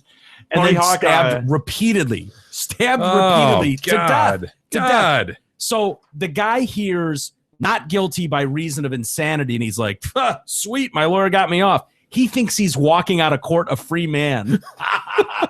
So his lawyer's like, Alejandro, come back, sir. I'm sorry, you're going to live in a state mental hospital now. And he's like, what? What? Bullshit. That's bullshit. And he punches him in the face. To be fair, though, that kind of definitely sides with his, insanity That plea. supports the finding, doesn't it? Yes, which is what his lawyer said. His lawyer's like, it just kind of displays what I was dealing with. He'd have to be insane to punch his own lawyer. Yeah, after a not guilty plea by reason of insanity. So they asked if he was going to press charges. He's like, no, he's a fucking nut job, which is why I was able to make this defense. it's really harder to get a murderer off on grounds of mental disability. It's always hard to get a murderer off. God, criminal defense work, man. Brutal. It's the type of client. I didn't play. This was past my Tony Hawk career. Tony Hawk ride. I think Underground was maybe the last one I played. I love the first one. It was amazing. Yeah. Wah, wah, wah, wah, wah, wah. That's what I hear right now. Yeah. I don't blame you. Well, you didn't sit there and learn all the moves and learn how to. I was an asshole with that game though. There was this one thing where because some of the you had to get your levels like do 10 moves or whatever. But to get the points, I found a trick, dude, where you could just ollie and I would just. Never mind. No, that was really good. No, that's that was really that added a lot. I especially like the. Yeah, the hand motions. Well, no, what you do is you'd go down a freaking one long ramp, and as long as you just said like A B, you could switch to. Never mind, doesn't matter. No, that was good. That was well put. Ton of points. Yeah, I'm sure this is helpful to the listeners. My question is, in case anyone's playing a Tony Hawk Underground, for a story like this, I just immediately think like, okay, this kid was a fucking psychopath, mental case. I mean, he's got what do they say? Schizophrenia? Paranoid schizophrenia. He's taking antipsychotic meds.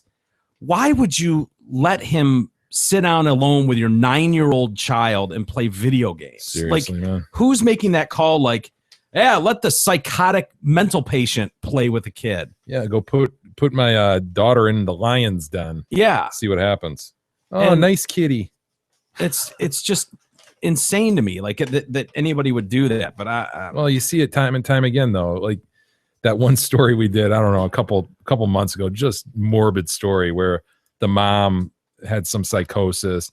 The little baby got placed with the auntie, and then the mom needed a place to stay. So auntie's like, yeah, come with me. Yeah, carved up the baby and left it on the kitchen counter. Off. Yeah. Remember that shit? Totally remember that. I'll never forget that. And it's like, really? You're taking the kid because this woman can't be around the kid, and then she's going to be out on the streets, so you let her move in with you and the kid. Couple sense. Nicely done, lady. Before we get to email, we'd mentioned the obits. Speaking of dead people, a couple interesting obits this week. North Dakota man, he died, Doug Legler, and for his obit, he just had him write "Doug's dead." Awesome. I like it. Yeah, Doug had a sense of humor. Doug died. Excuse me. Doug died. Died. And there's his picture. It just says Doug died underneath it. Let me see. Do you know the point of the obit? Like what the history of the obituary? Gary, you might know that. I actually don't. Just what kind to of alert the community? No. Yeah. Well, I saw people going back and forth arguing about it, about what the point of an obit was, and they were saying that they would give more detail about someone in case there are other people in that town with the same name. So if you've got a John Smith, you give more detail in an obit so they know which John Smith it is. Okay. So I don't know, but Doug died. I don't know if that's gonna if there's another much. Doug Legler. I don't know. Yeah. So there he is. His family says he had an amazing sense of humor. And this was what he wanted. This is totally what he wanted. I respect the fuck out of that. Don't you? So do I. Doug died. I love it, man. Son of a bitch. Look at them. And he kind of got a good look on there. Like that looks like a guy that might be like, yeah, I'm dead. Think those are dentures? Oh yeah. There's no way they're real. Yeah. Look at that grill. That's how he's gonna look one day. Good guy. Yeah, but they'll be real. That's the thing about E. Mm-hmm. Look at that. Gotta floss several times a day for dentures like that. If he's able to keep him in his head much longer. And then the other obit was in an Oklahoma newspaper this week honoring a 3-year-old boy who was mauled to death by a pit bull. It happens. Yeah. He was honored for having a strong pimp hand. No, it said that in his obit. He had a strong pimp hand. He's 3? He's 3. How could he even? Jordan JoJo Collins Tyson passed away Sunday after a pit bull bit him in the neck. Damn, man, you bit me in the neck. What is this 3-year-old? This got to be the worst place to be bit, righty? Dude, I can think of one worse, but there's that son of a bitch. Neck, huh? Right, and look at that juicy little neck. Yeah, it's pit supple. bull. I can't even see it. What do you mean you can't see it? Right under his collar, It man. looks Yeah, like it's it just was above right his from pimp hand. It goes right from his head to his collar. Oh, yeah. He's kind of giving a weird stare too. Let's just It's a assume cute that, kid, that man. nobody's lying and he Idiot. actually has a neck and the Idiot. pit bull was able to find it. Can we just agree to do Okay, that? fine, but he has. I don't know about cute.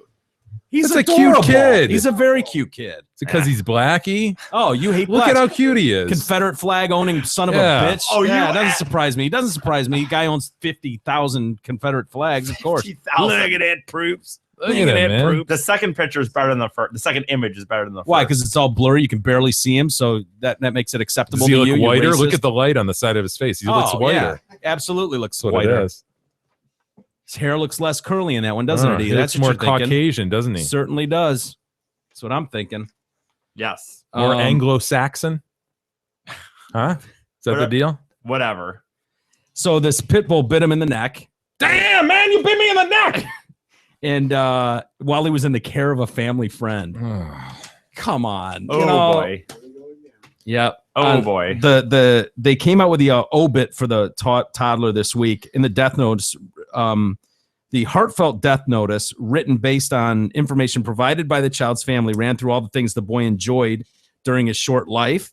He loved the outdoors, playing in the dirt.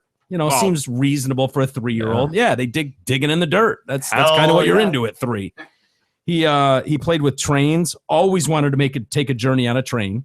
Okay, that was his goal in life. He enjoyed the water and he loved Spider-Man. But the first paragraph, his Uncle Charlie taught him how to keep that pimp hand strong. What? Uncle Chuck. Yeah, I gotta love Uncle Charlie. Taught him how to keep his pimp hand That strong. son of a bitch. Is that this? Is that what we're talking about here? The back of the hand? I don't know. I Yeah. feel like the pimp hand would not be a hand. I feel like this would be the pimp hand. I gotta say, I honestly, I'm with Uncle Charlie on this one. I think if someone's gonna declare that you've actually got a strong pimp hand, oh, wait a minute. and then you get mauled to death by a pit bull, that's kind of a pimp way to die. I mean, have you ever, Gary? You're a dead body expert. Have you ever seen someone mauled to death by a dog? Yes. Give me your mic. Yeah, you know what? Like were limbs removed and shit? If you recall, we had the skin on the head. Yeah, definitely gross. Bites to the neck. Do they like going after the neck? It seems like it's a thing for like a German Shepherd or a Dobe to go after. So Dobes are the ones you want to watch, man. They're Doberman for the leg. Yeah, for the leg. Yeah, For the non-dead body experts. Yeah. Right. So yeah, the one in particular that was mauled was a Doberman. So And so did it eat any of the body parts? no, that one was a younger kid and it actually went after him similar to this. It kind of went right for the throat. So typical Really? dog went dog. You know. I would think a cat would do that. You know, like the tigers that do that. They're used to carrying their young by the scruff of the neck. That's how they carry them around. So No, I think most animals know when they fight, they go for the neck, man. They go Yeah. for the jugular, right? Damn, man. In the case of this one, this was a 7-year-old and he was jacking with the dog. And they had basically said that they were trying to get him to stop messing with the dog. Hear that? He was jacking off the dog. You Yeah. see what happens? Don't jack off the dog anymore. I don't have a dog, so. Well, that's probably why. Yeah, they took it away from him. Yeah. Just couldn't stop jacking it off. But yeah, 3-year-old with a pimp hand. Keep your pimp hand strong, man. Hey, pimping ain't easy, you know?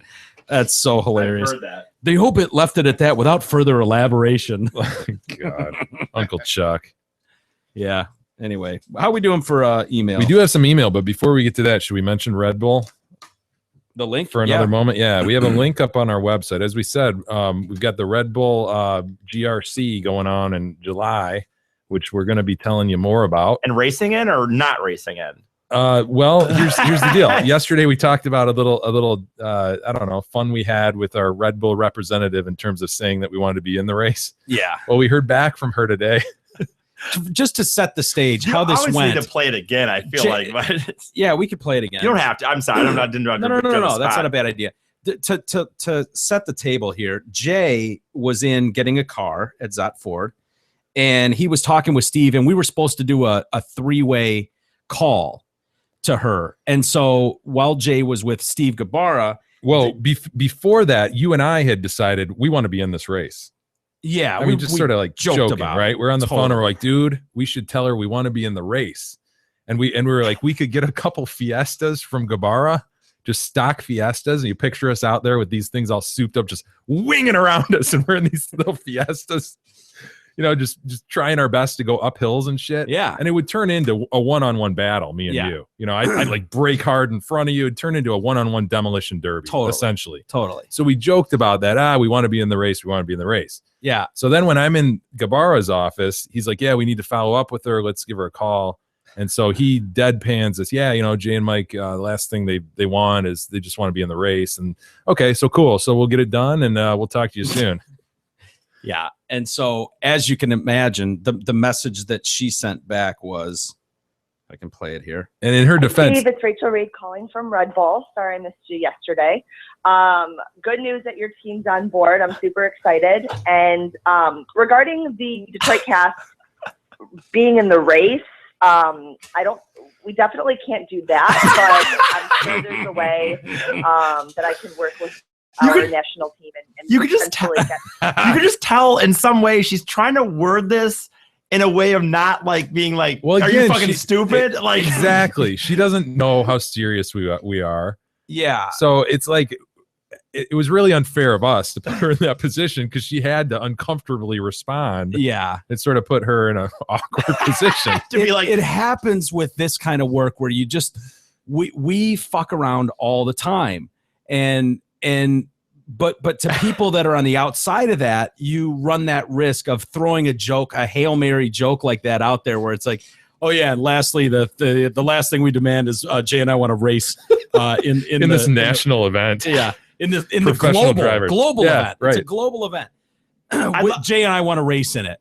And she's left like they really think they like I said, and you can imagine Gabara's being totally, as you said, deadpan. He's like, yeah, and they want to race in the race. So anyway, get back to us. Anyway, we're looking forward to this. We'll talk to you soon. Okay, take care. I really like the picture or image, if you imagine, if you will, that she really sat there for at least a little bit and had to be like, this is like, there's no way they can do this, but I still seem like we have a good partnership here. How do I like word it to them where it's kind of like, yeah, we're excited, but my favorite was she didn't even bother going like, yeah, I'll as far as them racing in it, I mean, I can ask the higher ups, but I don't know what we do about that. Anyway, I'm glad they're on board. She was like, yeah, we definitely can't do that. I mean, I don't need to ask anyone upstairs. We definitely can't do that. I have a whole boatload of common sense that says they can't do you that. have to have a license. You have to be in the series. These guys are going for like a points championship. It's not just it's not two knuckleheads out there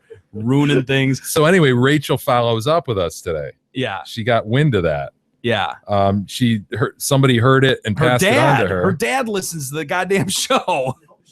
Yes, it so turns out. Her dad called her up. Holy shit, you're on the radio. And so he played it for her, and she said she was like in tears laughing. Yeah, she thought it was hilarious. I mean, I'm glad that she at least knew at that point for sure we were not at all serious, thinking that we would be in the race. But she did reiterate that we can probably get in on that hot lap deal where we sit in with the driver at least. Yeah, my driver will be the better than yours for sure. Well, we'll see. And got some inroads. I will make it around that track faster than you. Well, we'll see. We'll see about You'll make it around sitting faster than Mike sitting. Well, whatever. I as I told you, I'm probably going to pay my guy off and get to drive myself. But we'll see. I hate to take a shot again, but I mean, a weight factor in the car could be a situation. It will be a factor. Yeah, fucking. Well, I'm going to drive the car, so we'll see. We'll see how this goes. Oh yeah. But we do have a link on our site. Yes, back to the website. Right. So on our website, right above the Amazon link, which I mentioned before, please use that. Right above that, you'll see a Red Bull link that'll link you to ticket purchases. And as we go forward, we'll talk about this a little bit more, and we'll also let you guys know some ways to win some tickets, different levels of tickets. So yeah, go ahead. I was just gonna say, honestly, I know some people have razzed me in the past, and some people razz people about NASCAR, this and that, dude. But dude, if you haven't seen a race like this before, these things are cool, dude. Like they're freaking hauling ass. They're kind of cars that look like your real car, but they're not.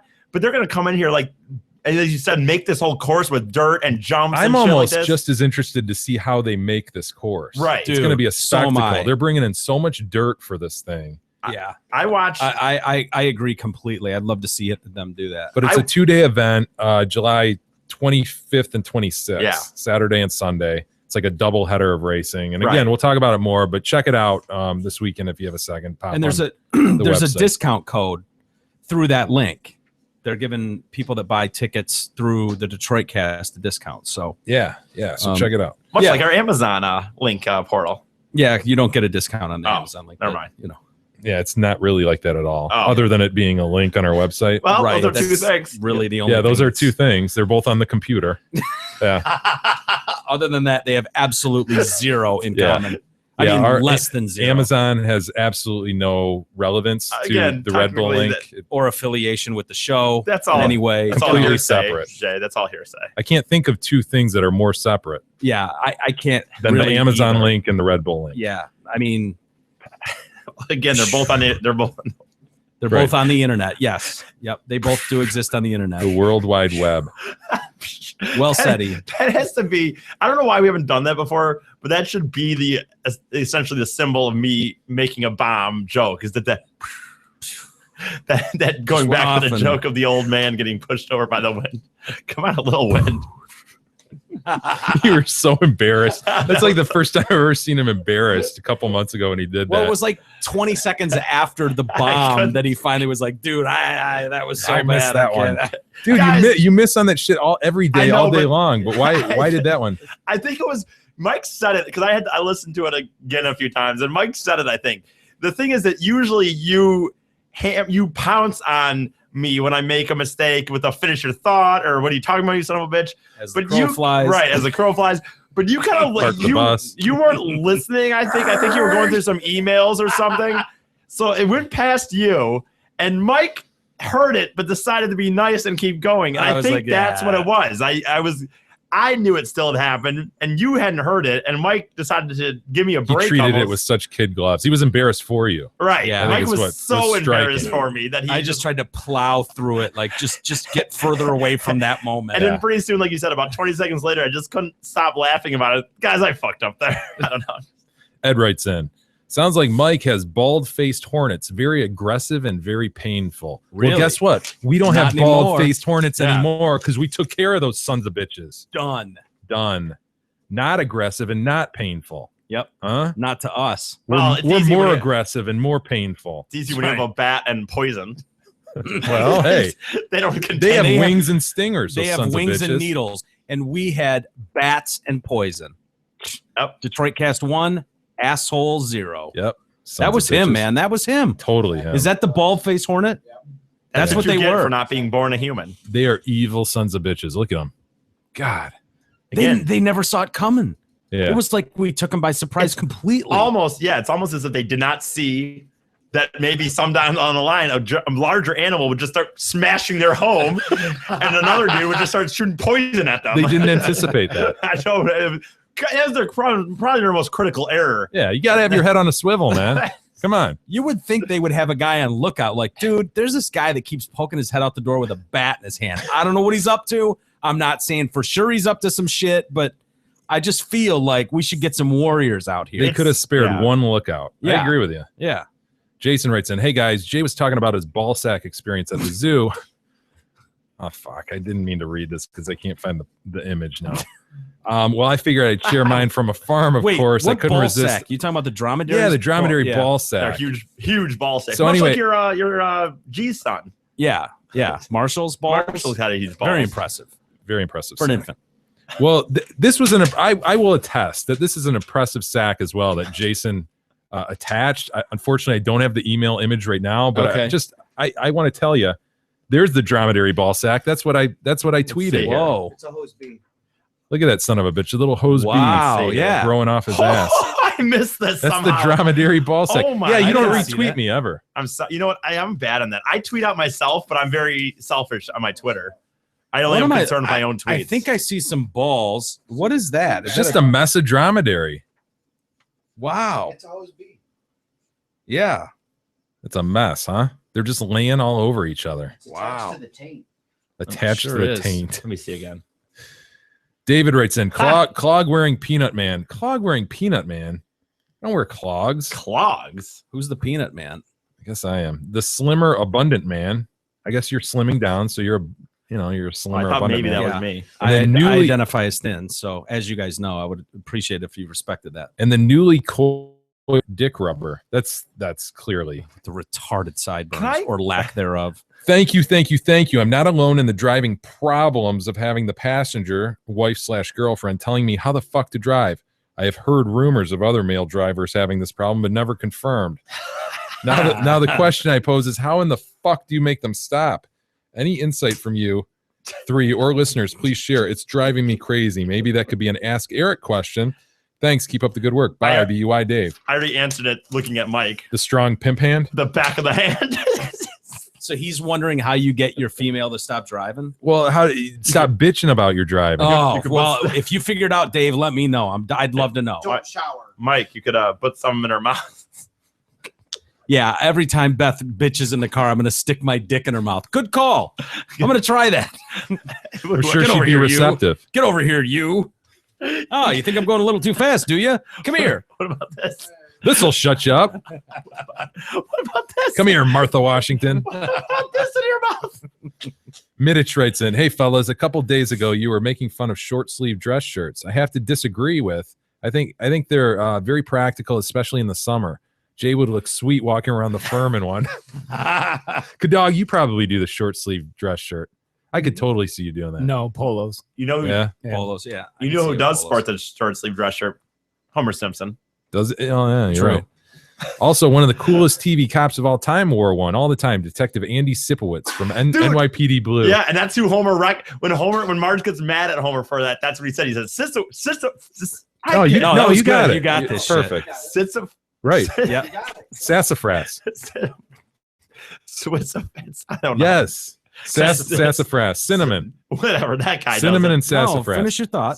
Shitzowitz. Sarsaparilla. You're right. Yeah. You got it. It was good. There he is. Point is that's Homer's. Homer says that. Well, he does it. What does he say? He just says that he wears a Homer. Who just, does? Who? I don't know, dude. Sitzowitz. I don't. No, that was good. You finally got it. Jesus Christ. It took you forever to come around to get it right. Shitzowitz. I don't know. Dude, I can't pronounce it. Sisowitz. Also, any plans on having Or any Sipowitz. Sipowitz? I won't make you spell it. Also, any plans on having any TDC beer koozies? Mugs are great, but not really useful in the summertime. We hadn't thought of that. But those aren't inexpensive They are to inexpensive. do. Have a great 4th weekend. Keep up the great work. Very excited about the Red Bull races on Belle Isle. You should be. Any information on tickets yet? Yes. We Go to just our answered that website. We just question. answered Wow. that, Middich. So please feel free to check out that And site. we'll be giving tickets away and VIP passes. I think Middich is the one I went to that hockey game with that time. I think you're right. Yes. You called him. You named him Middich. Oh yeah. He was a listener who paid good money to take you to lunch, and then you're like, I don't know, this fucking listener named Middich. We sat. He paid Or for Mitch, lunch, whatever. paid for beers, and we sat front row glass at the hockey game. And I said, Middich, it was a fun Saturday. Huh. That's what you pay for. He barely remembers him. Yeah. I think I went with this guy. I don't know. He remembers the event. Right. I remember sitting at the glass at the game, like as Can- good as they could have been. Can you picture the guy's face? Yeah, I can imagine. Actually, you know what? I was just randomly going through my Facebook images the other day, and I looked at that one and go, "That was a fun time." So, All right. thanks, Middich. At least he's adopted the name and run with it. Yes. Sean writes in, Mike J and Stammering Mong. Show 372 was an abomination to endure as a listener. Having to get my freeze worth by having to listen to a stammering mongoloid for 2 hours co-hosting is torture. I understand if someone needs to skip a show, but please do not have this fucktard sit in that chair again. Whoa, let me read these articles. Whoa. Let's go to the thread. Into the mic. Let's go to the thread that how many people told me I did a great job. Seriously, can that moron complete a sentence or at least let Mike complete his before trying to interject his moronically half thoughts that never add anything new or make sense? Almost at my wit's end. Goodbye, BUI. Sean, hang in there. Yeah. I know how you feel. Believe me. I'm almost at my wit's end with that son of a bitch, too. I didn't put on a good showing today. This won't. This won't. No, I think you did well today. Strong to quite strong. Yeah. Aaron writes in. Been a while. Yeah, right. Actually, it's been a while since I read it. Well, I but know. Well, not yeah, since Aaron wrote in. Believe me.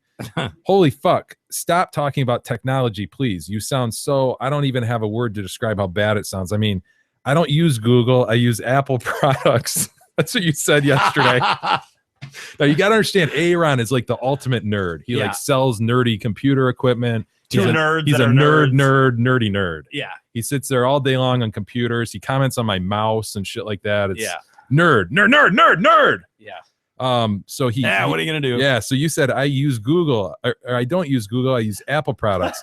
And then I nobody said, corrected me. Yeah, That is a funny point that not one of us sat there and said, we're like, oh yeah. and then he points out that I referred to the Drive, the Google Drive, and I don't have time to learn all that shit. And he said, "Ugh, stop." Love the show. Hey, Aaron. Well, wait a minute. Whoa, he Thank told you you. to stop, but he didn't explain why the drive or that you don't have time to learn it was wrong. That doesn't seem. Yeah. Okay. I guess we'll never know our error in our ways. Yeah. Our ignorance is just Is bliss. too thick. Randy writes in, "Hey, y'all, the story of the UV hazing incident reminds me of a story an old bricklayer told me." Did I miss a UV hazing incident story? That must have been yeah. That must have been the Mongoloid. More He sexual. was probably sitting here interrupting you every second of the way. Yeah. You were something trying like to that. get the story out. Yeah. Yeah. Okay, you remember it now. Yeah, I do. It was a swimmer who was suing the 5 upperclassmen swimmers because they were making them touch their dicks or something. In hazing. I In know. hazing. Another hootie hoo issue. Yeah. Hootie hoo. Yeah. What is They with would make that? them get drunk as fuck, and then they would be like, touch my "Ugh, penis." Check me off. Well, Stuff like here's that. one for you. When this bricklayer was a little kid living in Italy, says Randy, all the kids in this little Italian village had a rite of passage, hazing from the other boys when each boy reached puberty. What they would do is hold down a kid, pull down his pants, and stuff his foreskin full of sand. What? They would then jack off the kid with the foreskin full of sand, but I'm To not sure. completion? I'm not sure if anyone ever made it to completion. Please listen. Okay, sorry. Either way, he said it was the most painful thing he has ever experienced, and was still talking about it 50 years later. Ugh, What wow. the fuck? And on that note, Yeah. we will end our email for the day. We'll save the rest for Monday. All right. Well, have a great 4th of July weekend. You guys are going up north, right? You're going. No. He is. Yeah, I'm sticking in the LO. Mickey's up. Well, I'm still going to be in the LO, but barely. Right on the tip. You're going to be in Lake Orion? Mac? No. Oh, I thought you meant Lower Yeah. Peninsula. No, that would be the LP. You are such a fucktard. I hate myself. Either way, have a good weekend, I was everybody. dead. Thanks for joining us on the show. We certainly appreciate it. Are we going to go out with some proops? I see. We've gone long. I see a little thing Kadog's doing Yeah, here. He keeps exiting shows with proops. Yeah. It's 12:30, Kadog. We don't It's need kind no of like more the man proofs. show exiting with the girls jumping on trampolines. This is That was the best K-Dog's- ending ever. I know you It's can't. so dumb. forgot about so that. fucking stupid. But I just imagine they're in the, they're like, oh, we're gonna do a show. They're how do we need to end our shows? What if we just have girls jumping up and down on trampolines and bikinis?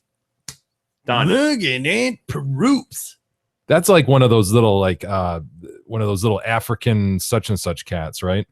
Oh, the such and such. No, it's not one of those. You're thinking the serval. Yes, This is an ocelot. ocelot. All Can we right. be done? Duh. Well, yeah, I wasn't going to say anything about it. This is for like the YouTube people because everybody who's actually listening to the MP3 is going to be like, what the hell are they Yeah, he's talking just about going anyway? out with an ocelot. Yeah. Leave him alone, E. All right. Yeah. Because I figured the YouTube people would rather see something other than us like chatting amongst ourselves when they can't hear Unless us. Mike is going to beat up E again or yell at him. Remember Yeah. when he yelled at him last time? Oh, I remember. It's coming again. That's fun. Then I whacked him with a highlighter. That was a great throw. It really was. What I don't think you appreciate about that throw is the level of the microphone. E's microphone was about where it is. I had to go over it Yeah. with the downward stroke. And you hit him dead on. It was perfect. And he deserved it. He's Oh, he never did. deserved it any more than that. Walking back in and out of the room holding his pants. He's bitching in his about his boxers. depends. The son of a bitch agreed to piss himself. And he's arguing. It's like arguing with a cop. Why Yeah. are you even arguing at that point? I know. You're getting nowhere, E. Ugh. Speaking of getting nowhere. Yeah. We'll see y'all on Monday. Yeah. Have a great weekend, everybody. We'll do it again on Monday.